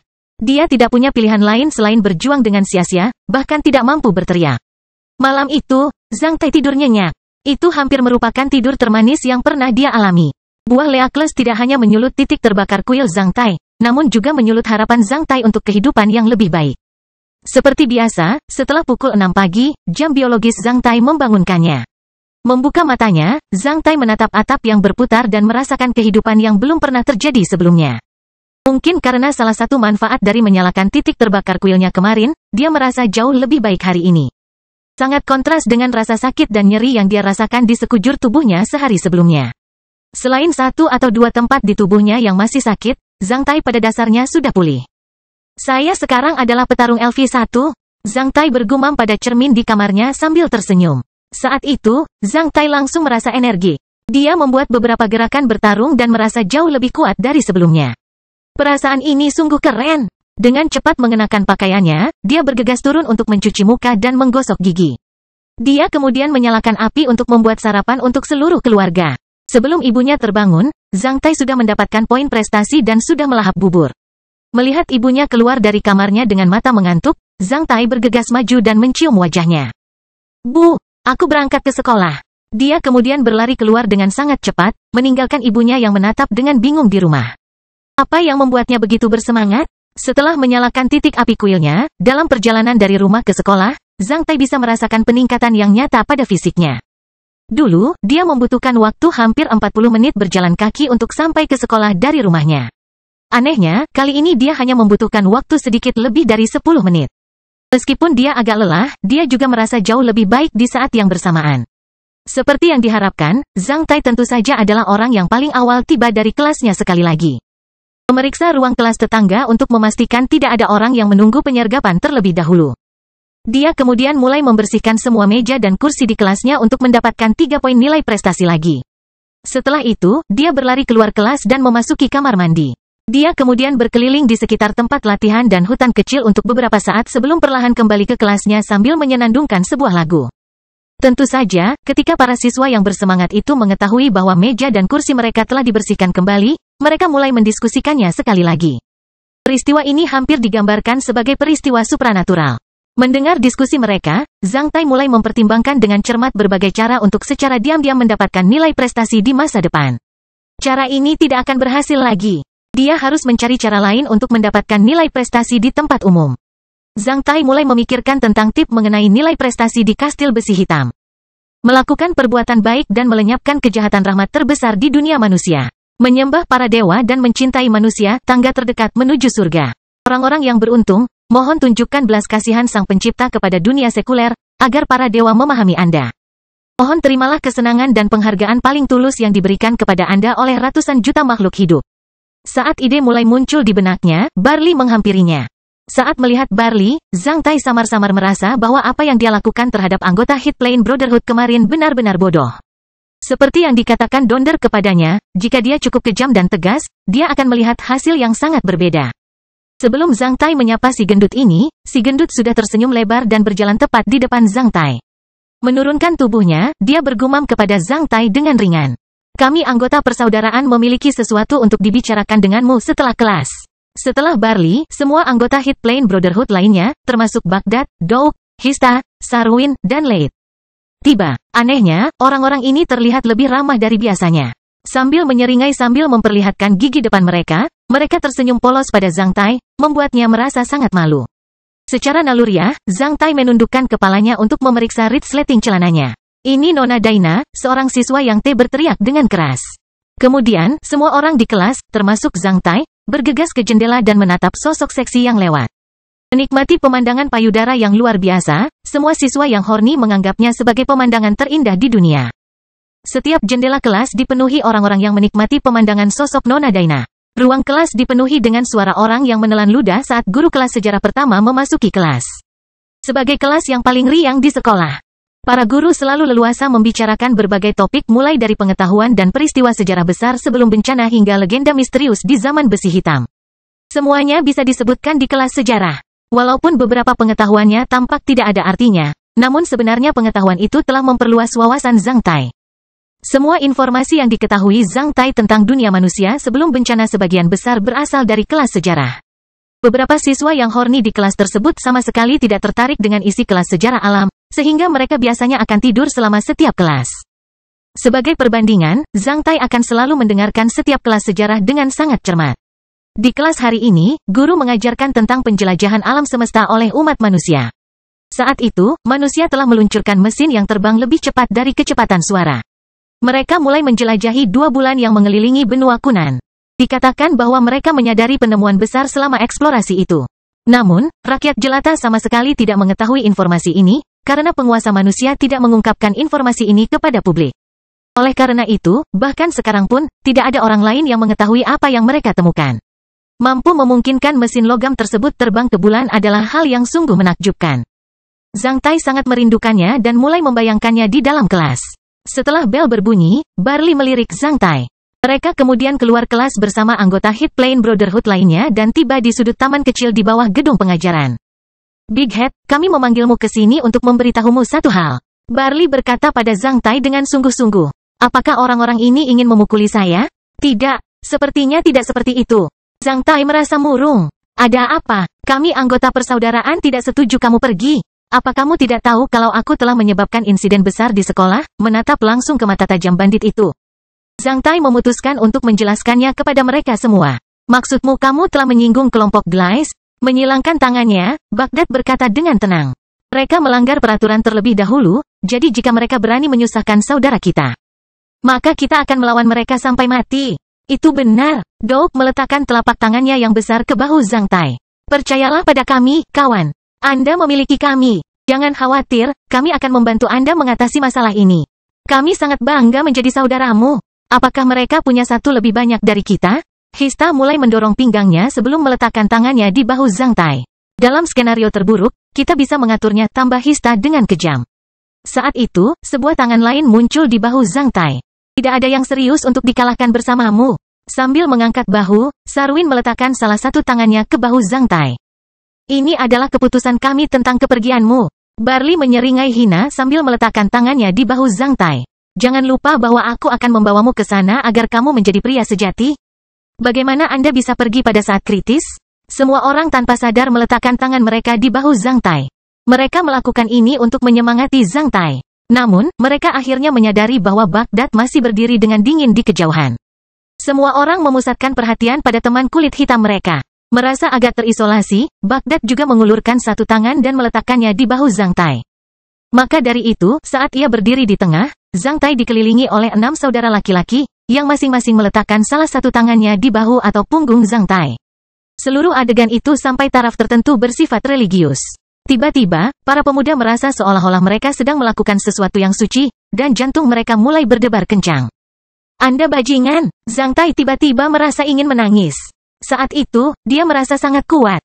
Sumber kekuatannya bukan berasal dari titik pembakaran kuilnya, melainkan dari jantungnya yang berdebar kencang. Dia merasa tidak ada lagi yang perlu ditakutkan di dunia ini. Kembali ke ruang kelas sekali lagi, kelompok 7 orang itu duduk berdekatan, merasa berbeda dari sebelumnya.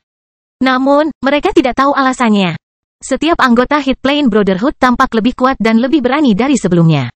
Mereka merasakan rasa saling ketergantungan jauh di dalam hati mereka. Itu sungguh menakjubkan. Fatih juga tersenyum saat merasakan persaudaraan menjadi berbeda dari sebelumnya. Luar biasa. Sebelumnya, ketujuh bagian itu seperti 7 bagian yang dibundel menjadi satu. Sekarang, Barley merasa ketujuh bagian itu telah diaktifkan dan secara spontan telah terbentuk menjadi bagian yang lebih kuat, membuatnya merasa tenang. Sambil mengelus kumisnya, Barley teringat adegan di mana para anggota meletakkan tangan mereka di bahu dan punggung Zhang Tai. Rasanya semakin seperti itu adalah upacara suci bagi Hit Plane Brotherhood. Jika ada orang lain yang ingin bergabung dengan persaudaraan tersebut, sepertinya dia bisa mengujinya melalui upacara keagamaan itu. Kastil Besi Hitam Bab 47, Urutan Angka Misterius. Ini adalah kelas sejarah terakhirmu dan kelas terakhirku sebelum pensiun. Setelah kelas ini, saya akan pensiun secara resmi, kata guru itu kepada siswanya di awal kelas pagi kedua. Mendengar berita ini, seluruh kelas menjadi sunyi. Bahkan Zhang Tai tidak dapat membayangkan bahwa ini adalah kelas terakhir bagi gurunya. Sejak dia masuk sekolah menengah pria ke-7, dia sepertinya sudah terbiasa dengan lelaki tua berambut abu-abu yang akan masuk dan keluar kelas dengan tenang. Dia tidak pernah menyangka bahwa seniornya akan mengucapkan selamat tinggal kepada mereka di mimbar. Saat guru menyampaikan berita tersebut, bahkan teman-teman yang tertidur di kelas pun tampak terbangun. Mereka ternganga padanya dan merasa enggan untuk masa pensiunnya. Apakah kamu benar-benar pergi, guru? Seorang pria di barisan depan mencurahkan apa yang dipikirkan siswa lain di dalam hati mereka. Saya sudah sangat tua, dan saya juga sudah lama mengabdi di kota Black Hawk. Ini saat yang tepat bagi saya untuk pensiun. Orang tua itu menunjukkan senyuman ramah. Saya tahu apa yang Anda khawatirkan. Selama tembok kota-kota Black Hawk tidak dihancurkan oleh kekuatan asing, uang pensiunku akan cukup bagiku untuk menjalani sisa hidupku dengan damai. Dan kalianlah yang akan memastikan tembok kota akan berdiri kokoh selamanya, bukan saya. Itu sebabnya, apakah saya akan menjalani kehidupan yang damai atau tidak setelah pensiun akan bergantung pada Anda. Di kelas sejarah terakhir hari ini, saya akan berbicara dengan Anda tentang pengalaman dan pengetahuan saya tentang apa yang saya lihat yang diperlukan untuk menjadi orang kuat yang dapat melindungi umat manusia. Mendengar kalimat terakhir, semangat semua orang bangkit. Semua siswa langsung duduk tegak dan menatap lelaki tua yang dihormati ini dengan ekspresi enggan. Orang tua itu kemudian terdiam. Mengeluarkan cangkang siput kecil biasa dan 2 buah pohon pinus dari sakunya, dia menyerahkannya ke barisan depan dan membiarkan siswa mengamatinya satu persatu. Setelah 1 menit, cangkang siput dan 2 buah pohon pinus telah melewati tangan setiap siswa. Tidak ada yang menemukan sesuatu yang istimewa pada mereka, termasuk Zhang Tai yang telah memeriksanya secara menyeluruh selama beberapa detik tetapi tidak dapat menemukan apapun. Apakah kalian memperhatikan sesuatu yang istimewa tentang cangkang siput dan 2 buah pohon cemara? Lelaki tua itu bertanya. Semua orang menggelengkan kepala. Kamu harus tahu bahwa rahasia rata-rata manusia untuk menjadi lebih kuat tersembunyi di dalam hal-hal biasa ini. Kita semua tahu bahwa manusia harus selalu berusaha menyalakan titik api mereka untuk meningkatkan kekuatan mereka. Dan kita juga tahu bahwa pejuang manusia diklasifikasikan pada tingkatan yang berbeda. Ada yang LV5, ada yang LV6, ada yang LV7, bahkan ada yang sudah mencapai LV10 ke atas. Namun, siapa yang mengklasifikasikan pejuang kita? Apakah klasifikasi itu dibuat oleh tokoh-tokoh besar di Serikat Pejuang? Zhang Tai terkejut, karena dia selalu berpikir bahwa standar tersebut diciptakan oleh tokoh-tokoh besar. Itu bukan buatan mereka, tentu saja tidak. Tidak ada seorang pun yang berhak menciptakan standar yang dikejar oleh miliaran rakyat jelata dan tokoh berkuasa. Guru, lalu siapa yang membuat standarnya? Orang yang menciptakannya bukanlah manusia, tapi dewa atau hukum alam semesta. Mendengar perkataannya, seluruh kelas menjadi ramai. Standar-standar itu tidak dibuat khusus untuk umat manusia, tetapi untuk segala sesuatu di alam semesta ini. Cangkang siput dan 2 buah pohon pinus yang saya tunjukkan juga mengikuti standar. Tetapi Anda tidak menyadarinya. Setelah itu, lelaki tua itu menggambar 2 pola di papan tulis dengan menggunakan kapur. Salah satunya adalah kurva spiral yang mirip dengan cangkang siput, sedangkan yang lainnya adalah garis bersilangan yang mirip dengan kerucut pinus. Lalu, lelaki tua itu berbalik. Berapa banyak titik api yang perlu kita nyalakan untuk menjadi petarung LV1? 1. Kita hanya perlu menyalakan titik pembakaran kuil, jawab para siswa serempak. Orang tua itu kemudian menggambar sebuah persegi di tengah cangkang persegi sedemikian rupa sehingga kurva spiral melewati 2 sudut berlawanan dari persegi tersebut. Bagaimana dengan tingkat 2 itu juga 1. Kita hanya perlu menyalakan titik terbakar di tulang ekor tulang belakang. Orang tua itu memperluas polanya dan menggambar persegi lain dengan ukuran yang sama. Bagaimana dengan tingkat 3? Nyalakan saja 2 titik terbakar di tulang belakang. Kali ini, lelaki tua itu menggandakan panjang sisi persegi tersebut. Bagaimana dengan tingkat 4? 3, LV5, 5, LV6, 8. Kurva spiral secara bertahap dibungkus oleh kotak dengan panjang sisi yang bertambah secara proporsional. Akhirnya, ketika lelaki tua itu menanyakan berapa banyak titik api yang perlu dinyalakan untuk mencapai LV10, tidak ada seorang pun di kelas yang dapat menjawab. Pejuang di atas LV10 adalah eksistensi luar biasa yang tidak dapat dibayangkan oleh para siswa yang bersemangat sama sekali. Bagi mereka, dunia petarung di atas LV10 sama saja dengan malapetaka itu sendiri. Alih-alih mengejek mereka, guru menuliskan serangkaian angka 1, 1, 2, 3, 5, 8, 13, 21, 34. Beserta levelnya, 1 LV1 hingga 34 LV9 akhirnya, dia berbalik dan menatap siswa dengan mata berbinar. Pernahkah kamu menemukan hukum di antara angka-angka itu?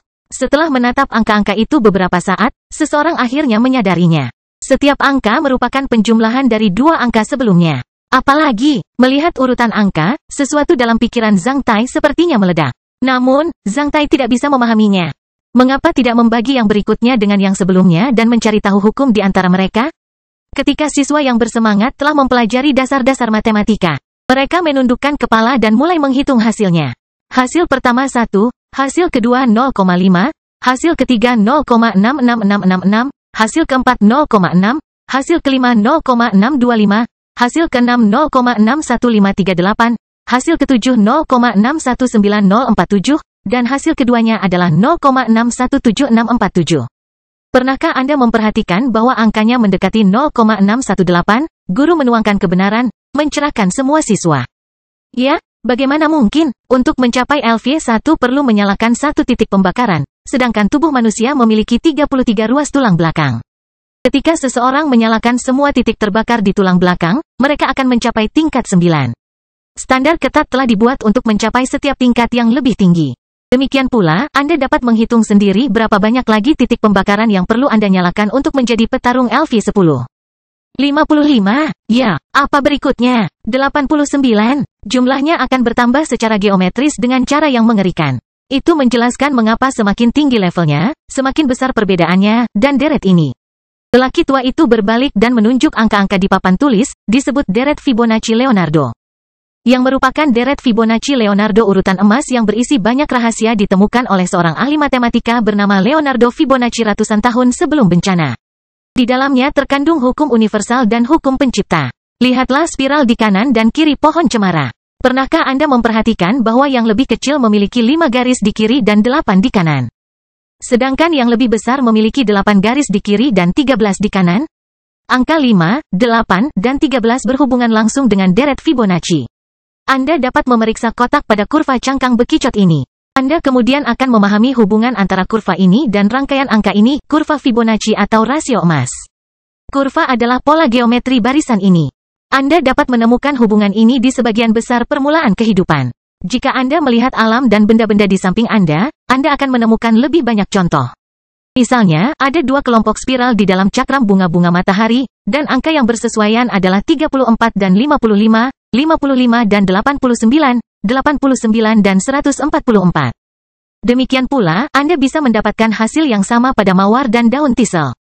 Setelah bencana, orang-orang menemukan rahasia untuk berlatih budidaya dari reruntuhan bawah tanah dan menyadari bahwa semua peningkatan dan budidaya yang dilakukan umat manusia sesuai dengan rasio emas dan deret. Bahkan semua makhluk hidup lainnya berevolusi sepanjang kurva ini. Karena kurva dan urutan angka adalah cerminan dari hukum universal. Petarung yang tidak berevolusi sejalan dengan kurva dan urutan angka ini tidak akan pernah dianggap kuat menurut standar semua manusia dan tokoh kuat. Mendengar penjelasannya, semua siswa yang bersemangat itu membuka mata, termasuk Zhang Tai. Sebelumnya, dia hanya tahu bahwa dia harus menyalakan sejumlah titik pembakaran yang berbeda untuk mencapai level yang lebih tinggi. Namun, dia tidak tahu alasannya dan tidak pernah memikirkannya. Padahal pada saat itu, Zhang Tai akhirnya memahami bahwa semua rahasia tersembunyi dalam hukum universal dalam spiral emas dan deret angka tersebut. Guru, apa level tertinggi setelah LV10? Mengangkat tangannya, Baghdad bertanya. Bahkan sekarang pun, tidak ada yang tahu jawaban atas pertanyaan ini karena apa yang terjadi setelah LV10 adalah salah satu rahasia paling rahasia dimanapun. Pengetahuan setelah LV10 adalah rahasia besar. Alasan terpentingnya adalah barisan bilangan emas tidak ada habisnya karena terus berkembang dan semakin mendekati bilangan sempurna, 0,618. Kurang dari 900 tahun telah berlalu sejak manusia melangkah ke jalur kultivasi sesuai dengan spiral emas dan mulai menjelajahi harta karun di dalam tubuh mereka sendiri. Sebaliknya, alam semesta sudah ada selama puluhan miliar tahun. Artinya, kita sebagai manusia baru saja memulai spiral emas. Sebelum bencana, orang-orang selalu bangga pada diri mereka sendiri. Saat itu, mereka memperlakukan diri mereka sendiri sebagai penguasa alam semesta dan segalanya. Namun, setelah bencana, umat manusia mulai menyadari bahwa klan manusia hanyalah anggota sepele di antara banyak klan di alam semesta kosong dan benua kunan. Tubuh manusia dan peradaban manusia bahkan mungkin mengalami kemunduran dan bukannya berevolusi lebih jauh dalam jangka waktu yang lama sebelum bencana. Ketika tidak lagi mampu mengalami kemunduran lebih jauh, bencana dan bintang Tuhan tiba dan semua peraturan ditulis ulang. Manusia juga menemukan rahasia tersembunyi di dalam tubuh mereka yang akan membantu mereka bertahan hidup, membawa mereka kembali ke jalur evolusi. Zaman besi hitam, akhir dari masa lalu dan awal dari masa depan. Di kelas sejarah terakhir, guru membuka jendela yang belum pernah ada sebelumnya bagi mereka yang benar-benar memperluas pandangan mereka. Untuk sisa waktu di kelas, semua siswa yang bersemangat menghitung secara manual angka-angka dalam urutan emas. 1, 1,2, 3,5, 8,13, 21,34, 55,89, 144,233, 377,610, 987,1597. Zhang Tai ternganga ketika dia mencapai nomor 17 dalam urutan emas. Dia tidak bisa mempercayai matanya ketika pandangannya tertuju pada 7 angka terakhir. Apakah ini jumlah titik pembakaran yang perlu dinyalakan setelah LV10? Zhang Tai benar-benar terkejut. Kastil Besi Hitam bab 48, Tindakan Pencegahan. Di akhir kelas sejarah terakhir, di bawah perintah pengawas kelas yang sedang bertugas. Zhang Tai dan siswa lainnya berdiri dan memukulkan tangan kanan mereka ke dada kiri untuk menunjukkan rasa hormat kepada guru. Urutan nomor adalah sesuatu yang belum pernah mereka dengar. Zhang Tai menganggap urutan angka adalah suatu bentuk pengetahuan misterius, yang tidak bisa diperoleh dengan mudah oleh orang biasa. Seorang pejuang manusia yang sangat kuat seharusnya tidak hanya memiliki kekuatan yang luar biasa di medan perang. Yang lebih penting, mereka harus memiliki sepasang mata yang tajam yang mampu melihat sumber kekuatan yang membuatnya kuat seperti hukum alam dan alam semesta. melalui kelasku. Aku harap kalian semua pada akhirnya akan memiliki sepasang mata yang tajam ini. Setelah mengatakan itu, lelaki tua itu pergi dengan sikap tenangnya yang biasa di bawah tatapan diam semua siswa yang mengetahui bahwa mereka akan segera lulus, sang guru memutuskan untuk memberikan restunya kepada semua orang di kelas terakhirnya. Ketika kelas selesai, Zhang Tai bersandar di dinding di koridor dan menatap tanaman di parter di bawah tangga. Para siswa yang bersemangat mau tidak mau bergegas ke bawah untuk menghitung jumlah kelopak bunga mawar dalam upaya menguji urutan angka misterius. Memikirkan kelas sejarah terakhir hari ini dan mungkin bahkan yang terakhir seumur hidupnya, Zhang Tai merasa sedikit sedih. Orang itu sangat terhormat, kata Baghdad. Tanpa Zhang Tai menyadarinya, anggota Hit Plane Brotherhood lainnya sudah dekat dengannya. Hubungan antara deret Fibonacci dan spiral emas serta hubungan antara level seorang petarung dan banyak hal di alam jelas merupakan suatu bentuk pengetahuan misterius. Saya telah membicarakan topik ini dengan beberapa mantan muridnya, dan bahkan mereka tidak mengetahui tentang hubungan dan rahasianya. Orang tua itu mungkin mencurahkan pengetahuan misterius ini karena ini adalah kelas sejarah terakhirnya. Urus urusanmu sendiri, LV10. Saya belum pernah melihat petarung LV10 sama sekali. Jika ada anggota di atas LV6 di antara kami tidak perlu takut sama sekali. Saya pernah mendengar bahwa ayah Glaize adalah laba-laba hitam LV6. Ucap Hista lesu.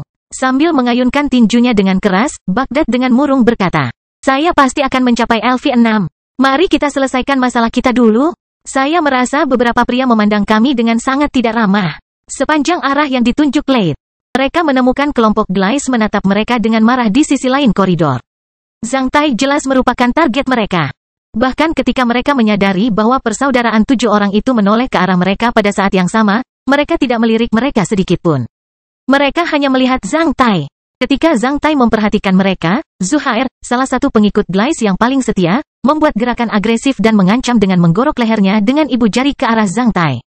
Leit, kamu salah. Mereka tidak melihat kita, mereka melihat Big Head. Kami diabaikan. Sarwin berkata dengan lesu. Apa-apaan ini? Kami adalah persaudaraan Hit Plane.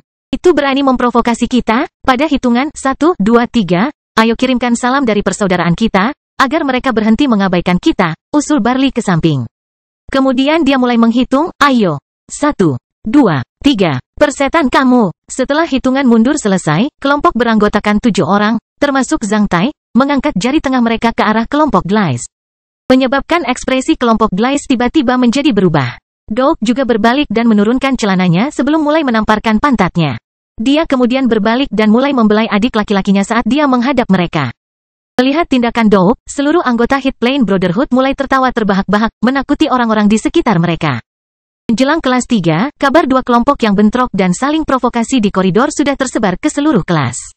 Banyak orang sudah bersiap untuk melihat apa yang akan terjadi. Kelompok Zhang Tai juga telah bersiap untuk bertarung dengan kelompok Glaize pada siang hari atau setelah makan siang. Memikirkan bagaimana mereka akan ditemani oleh 6 saudara lainnya jika mereka dipukuli habis-habisan oleh kelompok lain dan dikirim untuk dirawat di rumah sakit. Kelompok yang terdiri dari 7 orang itu tampak sangat saleh dan tak kenal takut. Jika kelompok Glaize berani memprovokasi kami pada siang hari, kami akan menyerang mereka dengan ganas. Baghdad, kamu yang terkuat di antara kami, jadi kamu akan bertanggung jawab atas Glaize saat kita bertarung. Leit dan saya akan bertanggung jawab atas Sharon, Big Head dan Hista akan bertanggung jawab atas Zuhair, dan Dog serta Sarwin akan bertanggung jawab atas Garner. Kecuali Baghdad, kami berenam akan dibentuk menjadi 3 kelompok. Kelompok manapun yang berhasil mencapai targetnya akan mendukung Baghdad. Setelah kita menyelesaikan masalah ketiga pengikut Glaize, kita akan melawan Glaize bersama-sama. Tidak peduli apa, bahkan jika kita dipukuli dengan kejam, kita setidaknya harus menggigit daging dari Glaize. Jika ada yang berani menindas saudara kita akan menghajar mereka. Fatih mengatur taktiknya dengan anggota Hit Plane Brotherhood lainnya di kelas setelah kelas ketiga. Tidak ada yang menunjukkan ketidaksetujuan. Zhang Tai awalnya berencana untuk melawan Glaize sendirian, karena dia telah dipromosikan ke LV1. Melalui penataan ulang kerangka tadi malam, Zhang Tai merasa sedikit lebih kuat daripada Baghdad, terlepas dari perbedaan ototnya. Namun, melihat suasana hati Baghdad yang ambisius, Zhang Tai tidak mengatakan apapun. Dia tidak akan bisa menjelaskan bagaimana dia menyalakan titik pembakaran kuilnya begitu cepat. Di kelas 4, Zhang Tai sama sekali tidak mendengarkan apa yang diajarkan gurunya. Sebaliknya, dia memulihkan ketenangannya dan memusatkan perhatiannya pada perutnya, yang memberikan perasaan hangat dan nyaman setelah menyalakan titik pembakaran kuil. Bersamaan dengan perasaan nyaman tersebut, ia merasakan gelombang energi yang perlahan menyebar ke seluruh otot dan tulangnya. Titik pembakaran kuil itu seperti pintu kecil yang luar biasa di tubuhnya yang telah dibuka. Sejak pintu terbuka, sesuatu yang aneh melayang dari pintu. Ini menjelaskan mengapa petarung LV1 biasa bisa mengalahkan sebagian besar prajurit biasa. Penyalaan titik pembakaran kuil menunjukkan bahwa kemampuan fisik dan fungsi orang tersebut sudah mulai meningkat. Seperti yang dikatakan guru sejarah, begitu seseorang menyalakan titik pembakaran kuilnya, mereka akan berdiri di garis awal evolusi sesuai dengan spiral emas, yang mewakili hukum alam semesta dan pencipta. Perbedaan antara petarung LV1 dan petarung biasa serupa dengan perbedaan antara petarung yang berdiri di garis start dan penonton yang menyaksikan perlombaan di luar landasan. Dalam kebanyakan kasus, penonton di luar runway hampir tidak akan mampu mengejar seseorang yang sudah berada di garis start saat balapan dimulai. Saya sudah menjadi petarung LV1. Hanya satu tingkat lagi dari Glice, Zhang Tai terus-menerus mengingatkan dirinya sendiri di dalam kelas dan menjadi semakin percaya diri. Kelas akhirnya usai. Melihat yang lain bergegas menuju kafetaria, kelompok 7 orang itu tetap tinggal. Apakah kamu siap? Barley bertanya. Menurut tradisi di SMP Putra, setiap kali ada 2 kelompok yang saling menyerang, mereka akan bertengkar di hari yang sama, biasanya pada siang atau sore hari saat kelas usai. Hutan kecil di samping kafetaria selalu menjadi tempat terbaik untuk bertengkar atau menyelesaikan urusan pribadi. Semua orang mengangguk. Apakah kamu ingat targetmu? Semua orang mengangguk lagi. Ini hari yang baik bagi kami untuk menjadi terkenal di sekolah. Ayo pergi. Fatih melambaikan tangannya dengan gagah berani. Kemudian, kelompok beranggotakan 7 orang itu keluar dari kelas dengan penuh percaya diri. Erem, bisakah kamu menungguku sebentar? Kata Douk sedih dengan wajah memerah. Apa yang salah? Sarwin bertanya ketika hidungnya memerah. Pertarungan akan segera dimulai.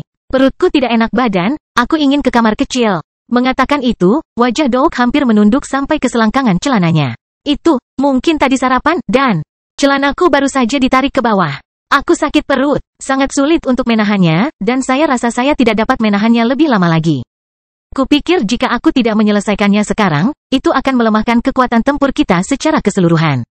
6 orang lainnya ternganga satu sama lain. Fatih membuka mulutnya seolah ingin mengatakan sesuatu. Namun, pada akhirnya, dia menjawab dengan sedih, cepatlah, kami akan menunggumu kembali. Semua orang menunggu di luar kamar mandi selama 10 menit. Ketika Douk akhirnya keluar, dia tampak jauh lebih energi. Namun, semangat 6 orang lainnya telah melemah dari 90% menjadi 60%. Ayo kita selesaikan makan siangnya dulu. Padahal, kita mungkin tidak mendapat cukup piring hari ini. Barley dengan lemah melambaikan tangannya. Namun demikian, ketika kelompok Zhang Tai tiba di kafetaria, mereka tidak dapat mempercayai apa yang mereka lihat. Dikelilingi oleh ratusan siswa yang marah, kelompok Glice terlihat sangat ketakutan.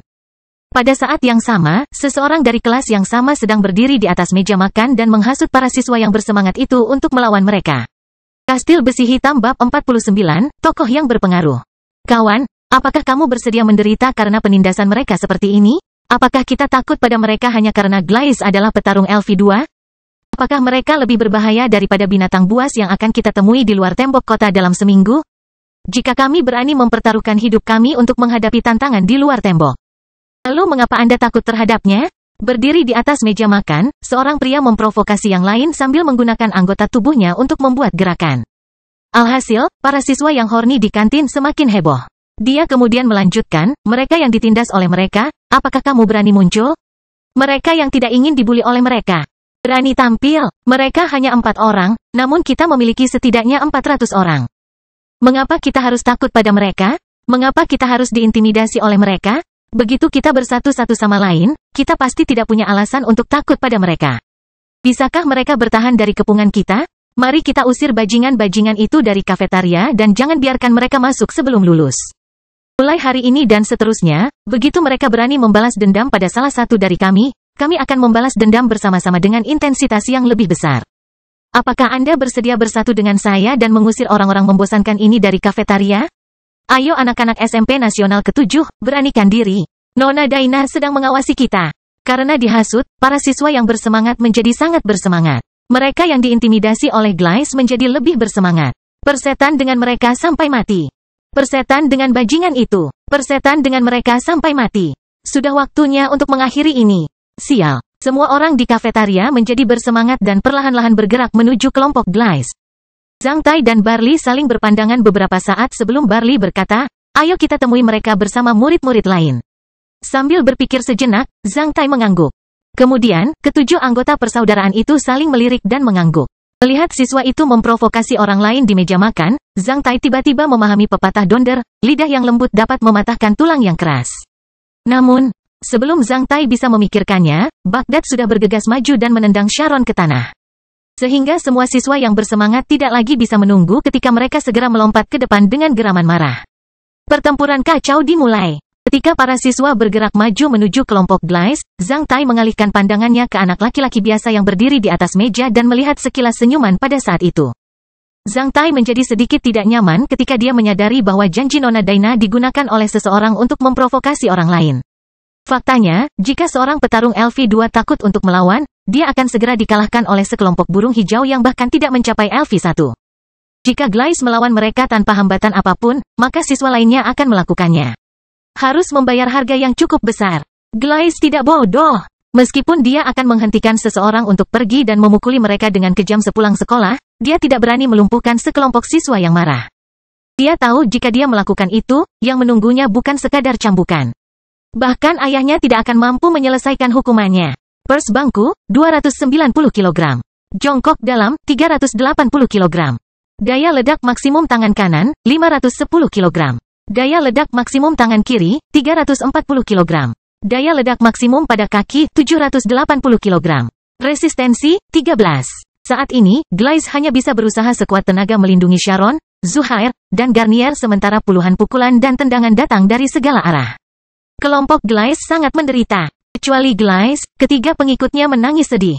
Ketika Baghdad maju ke depan dan memulai seluruh kekacauan ini, 6 anggota persaudaraan lainnya tidak mampu masuk ke dalam sama sekali. Alhasil, mereka hanya bisa menyaksikan keadaan canggung kelompok Glice melalui tembok tebal manusia. Akhirnya Glice tak mampu lagi menahannya setelah beberapa kali ditendang di bagian wajah dan perut. Dia tidak lagi punya pilihan. Dengan geraman marah, dia bergegas menuju beberapa orang di belakangnya dan melarikan diri dari kafetaria bersama Sharon dan 2 rekannya yang lain. Kami sudah mengusir mereka. Kami menang. Melihat kelompok Glice melarikan diri dari kafetaria, semua siswa yang bersemangat menjadi sangat gembira. Pada hari Jumat 1 minggu sebelum kelulusan, seorang siswa tidak penting bernama Burwick segera menjadi terkenal di Sekolah Menengah Pria Nasional ke-7 karena berhasil mengalahkan kelompok Glice. Selain itu, pada sore yang sama, tes fisik menunjukkan bahwa Burwick telah menyalakan titik pembakaran kuilnya, yang menunjukkan bahwa dia sudah menjadi petarung LV1. Pengungkapan yang tiba-tiba ini mengejutkan semua orang, karena ini akan menjadikannya petarung terkuat kedua setelah Glice di antara para mahasiswa. Meskipun Glice 1 tingkat lebih tinggi dari Burwick dalam hal fisik dan kekuatan bertarung, semua orang tahu bahwa waktu Glice dalam sorotan telah berlalu. Setelah 2 kejadian dalam 2 hari terakhir, Glice kehilangan muka di depan siswa lainnya. Sehari sebelumnya, dia dicambuk oleh Kapten Kerlin. Hari ini, dia dipukuli dengan sangat kejam oleh semua siswa T lainnya. Alhasil, ia ibarat seekor tikus yang melintas di jalan yang dipukuli oleh setiap orang yang lewat di sekolah. Di masa lalu, semua orang akan kagum pada penampilan Glice di tempat latihan setiap Jumat sore dan akan mengagumi rekornya juga. Namun, saat ini, meskipun Glice masih tak tertandingi dalam aspek fisik dan kekuatan bertarung, dia hanya bisa mendengar suara ketidaksukaan dan ejekan. Sepanjang sore itu, Glice tampak sedih dan terdiam. Saat dia mendengarkan orang lain mengagumi Burwick, dia melemparkan pandangan penuh kebencian ke arah Zhang Tai dari waktu ke waktu. Menyadari tatapan marah Glice, Zhang Tai perlahan-lahan menjadi waspada dan berusaha bersikap rendah hati. Zhang Tai samar-samar merasakan kebencian antara dirinya dan Glice semakin dalam. Pada sore hari, Zhang Tai bersikap sangat rendah hati. Dalam setiap penilaian, dia berusaha dan tampil seperti biasanya, meskipun dia tidak berusaha keras. Setelah menyalakan titik pembakaran kuil, fisiknya meningkat pesat di semua aspek, dan ini terutama terlihat pada lari 100 meter. Di masa lalu, Zhang Tai selalu berusaha keras, namun pada akhirnya ia mendapatkan nilai buruk. Namun, kali ini hasilnya sangat berbeda. Saat dia mendengar peluit, Zhang Tai melonjak ke depan seperti anak panah. Anehnya, daya ledak dan kecepatannya jelas lebih tinggi dari sebelumnya.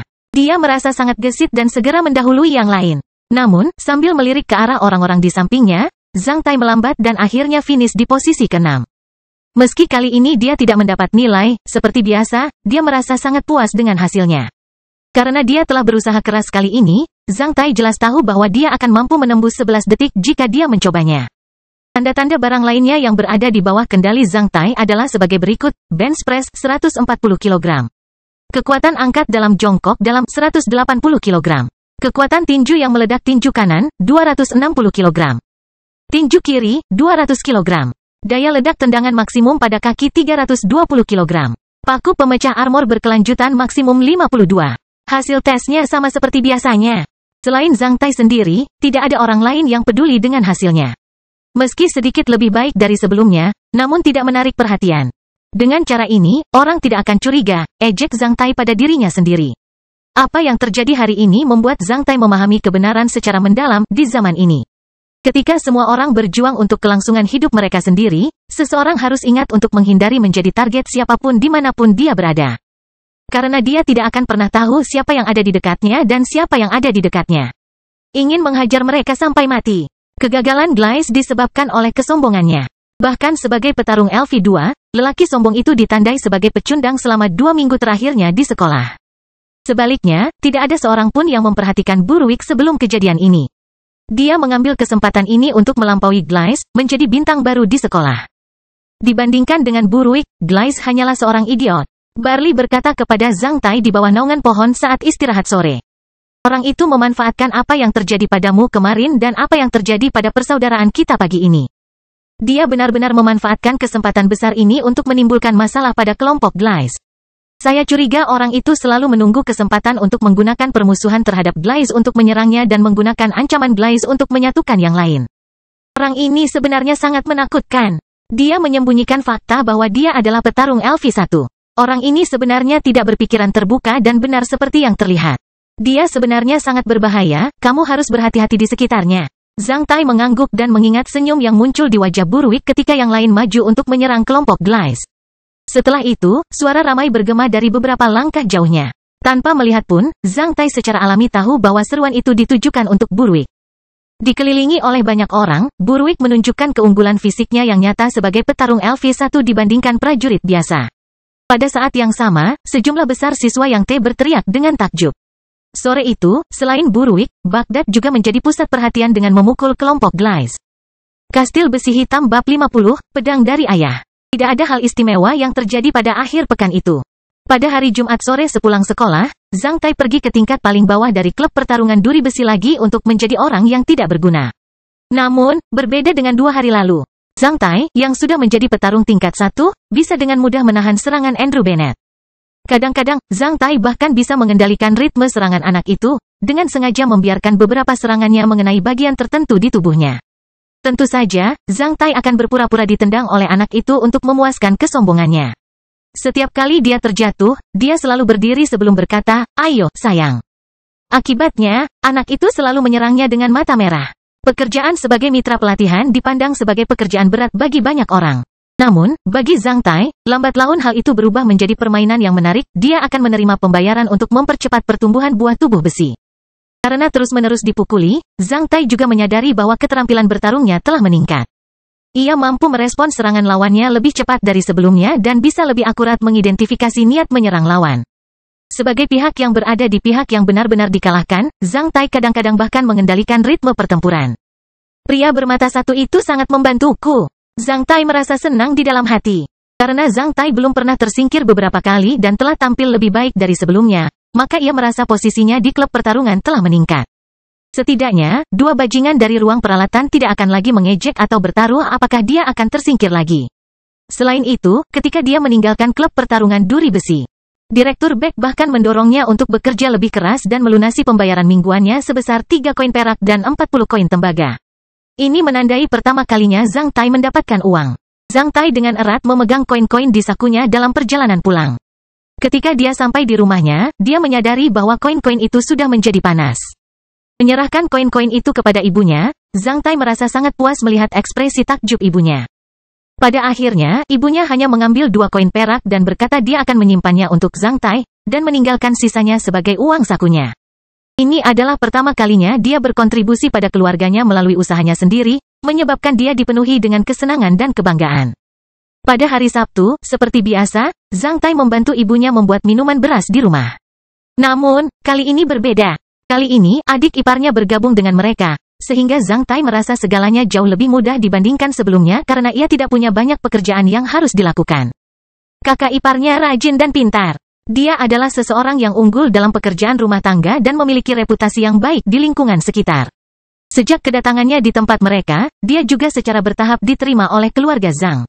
Melihat ibunya mengajari adik iparnya cara membuat minuman beras, Zhang Tai menjadi sedih. Ibunya semakin tua, namun dia hanya punya sedikit waktu lagi untuk menemaninya. Kehidupan rakyat jelata selalu mengalami pasang surut. Pada hari Sabtu yang sama, Zhang Tai menemukan bahwa harga beras kembali naik ketika dia tiba di toko beras dengan kendaraan roda 3 jeleknya. Kali ini, harganya naik dari 4 koin perak dan 58 koin tembaga per 25 kg menjadi 4 koin perak dan 61 koin tembaga per 25 kg. Dia menanyakan toko beras yang berbeda dan mendapatkan harga yang sama. Selain itu, ia menemukan bahwa harga bahan pangan lain juga mengalami kenaikan harga pada tingkat yang berbeda-beda. Di antaranya harga gula naik paling tajam. Dibandingkan dengan harga beras, harga gula beras telah meningkat lebih dari 10% PERKILOGRAM pada minggu ini, melampaui harga 1 koin perak dan 11 koin tembaga PERKILOGRAM. Namun, Zhang Tai tidak punya pilihan selain membelinya. Akibatnya, keluarga Zhang harus menaikkan harga seduhan beras tersebut, yang tentunya akan melemahkan penjualannya. Hal ini tentu akan berdampak buruk terhadap taraf hidup mereka. Mendengar kabar kenaikan harga beras, kerutan di dahi ibunya tampak semakin terlihat, meski ekspresinya tetap tidak berubah. Di malam yang sama, Zhang Tai menabur banyak benih labu di tanah di kastil besi hitam. Benih-benih itu diambil dari labu oleh ibunya beberapa hari yang lalu. Ibunya sangat rajin sehingga dia enggan membuangnya, maka dia mencuci dan mengeringkannya di halaman. Dia tahu biji labu itu akan terasa enak setelah digoreng. Zhang Tai menaburkan sekitar 200 hingga 300 biji labu. Zhang Tai melakukan ini karena dua alasan. Alasan pertama adalah kenaikan harga padi-padian. Alasan kedua adalah dia menyadari bahwa kastil besi hitam sangat cocok untuk pertanian. Termasuk hadiah yang ia terima dari Nenek Teresa, semua benih yang ia tabur seminggu sebelumnya sudah bertunas dan tumbuh dengan baik. Kentang dan niblet khususnya tampak tumbuh lebih baik. Hasilnya, kastil besi hitam mulai menunjukkan tanda-tanda vitalitas seiring dengan meningkatnya nilai aura di kastil besi hitam dengan cepat setiap harinya. Pada hari Sabtu, nilai aura akan berubah menjadi 70, melampaui semua nilai lainnya. Setelah membuang kantong sampah dari rumah ke dalam Pool of Chaos, Zhang Tai hanya memperoleh 0,1 unit penyimpanan energi dasar. Setelah reklamasi lahan di kastil besi hitam, dia memeriksa buah-buahan di pohon kecil. Buah badan besi sudah matang 50%, sepertinya dia akan bisa menikmatinya setelah dipukul 2 kali lagi. Selain itu, buah tanpa bocor kedua juga akan matang pada Kamis malam berikutnya. Pohon kecil ini telah menjadi sumber kepercayaan terbesar Zhang Tai untuk menjadi terkemuka di zaman ini. Tepat ketika dia keluar dari kastil besi hitam dan hendak berkultivasi di kamarnya, Zhang Tai mendengar suara panjang dan tajam di luar jendelanya yang terdengar dari jauh. Karena suara alarm kebakaran manual ini bisa menyebar sangat jauh di malam hari, Zhang Tai langsung dapat mendengarnya. Sehingga Zhang Tai buru-buru pergi ke ambang jendela dan membuka jendela sambil melihat ke kejauhan. Di malam yang gelap gulita, api yang kuat menerangi seluruh langit di kejauhan. Dilihat dari sumber apinya, Zhang Tai merasa hal itu terjadi di kawasan lama kota Black Hot, tempat berkumpulnya orang-orang dari berbagai lapisan masyarakat. Tangisan dan teriakan samar bergema dari kejauhan. Zhang Tai bertanya-tanya rumah siapa yang terbakar di dekat stasiun kereta. Dia kemudian mengabaikannya dan menutup jendela. Mengambil kristal dari ambang jendela, Zhang Tai duduk bersila di tempat tidurnya dan mulai berkultivasi. Setelah menyalakan titik pembakaran kuil, Zhang Tai langsung bisa merasakan titik kecil di dekat tulang ekornya bergetar begitu dia memasuki meditasi. Di arah berlawanan dari titik pembakaran kuil, titik pembakaran pertama di tulang belakang menjadi sasaran berikutnya dari Zhang Tai. Sesuai dengan perkenalan guru sejarah pada hari Jumat, titik bakar ini adalah satu-satunya titik api yang harus ia nyalakan untuk mencapai LV2. Berdasarkan deret angka emas Fibonacci, ia kemudian harus menyalakan dua titik api tersebut untuk mencapai LV3. Disusul 3 titik pembakaran untuk mencapai LV4, kemudian 5 titik pembakaran untuk mencapai LV5. Dan 8 titik pembakaran untuk mencapai LV6. Titik pembakaran tersebut berjajar pada 34 ruas tulang tubuh manusia. Ada banyak rahasia yang tersembunyi di titik-titik pembakaran tulang belakang. Mirip dengan tulang belakang, titik-titik terbakar tersebut juga merupakan penopang dan sumber kekuatan manusia. Ketika dinyalakan, setiap titik pembakaran dapat meningkatkan fisik dan kekuatan seseorang secara signifikan. Itu menjelaskan kenapa siswa lain tidak bisa menandingi Glaise, petarung LV2. Setelah memasuki meditasi, bersama dengan energi spiritual Zhang Tai, energi yang dikumpulkan oleh kristal tersebut diteruskan ke titik pembakaran pertama di tulang belakang. Setelah lebih dari 2 jam, Zhang Tai hanya mampu membuat titik terbakar menjadi sedikit lebih terang karena mulai menyala dengan nyala merah kecil seukuran butiran beras. Dibandingkan dengan titik pembakaran kuil yang menyala-nyala, itu hanyalah kunang-kunang kecil. Butuh waktu dan energi bagi kebanyakan orang untuk berlatih menyalakan setiap titik. Pada hari Minggu sore, Zhang Tai tinggal di rumah untuk mengurus toko minuman beras. Sementara ayah dan ibunya berganti pakaian baru dan pergi bersama calon adik iparnya dengan membawa barang-barang di tangan. Tentu saja, Zhang Tai tahu kemana tujuan mereka. Sore harinya, ibu dan calon adik iparnya kembali dengan suasana hati yang menyenangkan. Melihat mereka berdua, Zhang Tai tahu mereka pasti pergi mengunjungi orang tua kakak iparnya. Hari ini, dia menaikkan harga minuman beras Zhang sebanyak 1 tembaga. Meski sudah memasang pemberitahuan terlebih dahulu, penjualannya langsung diturunkan. Saat ini, mereka hanya menjual sedikit lebih dari setengah penjualan biasanya. Bu, di mana ayah? Melihat mereka, Zhang Tai bertanya dengan rasa ingin tahu. Dia punya sesuatu untuk ditangani. Dia akan kembali lagi nanti? Ibunya menjawab dengan nada misterius. Pada saat mereka bersiap untuk makan malam, ayahnya kembali dengan membawa sebuah artikel panjang terbungkus kain di tangannya. Saat melihat Zhang Tai, ayahnya tersenyum dan membuka bungkusan itu, memperlihatkan pedang hitam yang sedikit melengkung di depan Zhang Tai. Ah, pedang ujung tajam hitam, seru Zhang Tai dan langsung berlari ke depan seolah-olah dia melihat harta karun. Meraih pedang dari tangan ayahnya, dia menghunuskan pedangnya, memperlihatkan pedang 2 tangan yang tajam di depan matanya. Terukir di badan pedang di sebelah gagangnya ada 2 kata Zhang Tai. Dia tidak bisa menahan diri untuk tidak berseru. Ini adalah hadiah dari ayahnya. Kamu akan menghadiri pelatihan bertahan hidup minggu depan, jadi ini hadiahku untukmu. Heh. Ayahnya tampak agak malu. Ini adalah pedang biasa dan tajam yang dibuat oleh bengkel kota Black Hot. Meski tidak bisa menandingi pedang yang digunakan di militer dan sarungnya hanya terbuat dari besi dan kayu biasa, itu adalah yang terbaik yang mampu kubeli.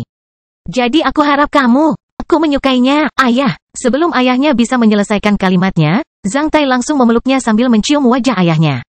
Dia sangat puas dengan hadiah itu. Zhang Tai jelas tahu bahwa pedang tajam Black Hot biasa ini akan membuat ayahnya kehilangan setidaknya 1 koin emas. Itu adalah pengeluaran yang besar bagi keluarganya. Melihat Zhang Tai begitu bahagia, ayahnya juga menunjukkan senyuman hangat. Kalian berdua, ayo makan selagi makanannya masih panas. Ibunya memperingatkan mereka, mencoba meredakan suasana. Di zaman ini, pedang pertama bagi banyak orang dihadiahkan oleh ayah atau saudara laki-laki mereka. Selain melambangkan keberkahan dan kepedulian kerabatnya, pedang tersebut juga membawa makna bahwa pemiliknya akan berjuang demi kelangsungan hidupnya. Ini adalah nasib yang tak terelakkan bagi banyak pria dan keluarga mereka. Pada minggu terakhir sebelum dia meninggalkan sekolah, Zhang Tai, seorang anak laki-laki berusia 15 tahun. Dengan jujur menerima nasibnya sendiri bersama dengan pedang pertama dalam hidupnya, yang terukir namanya.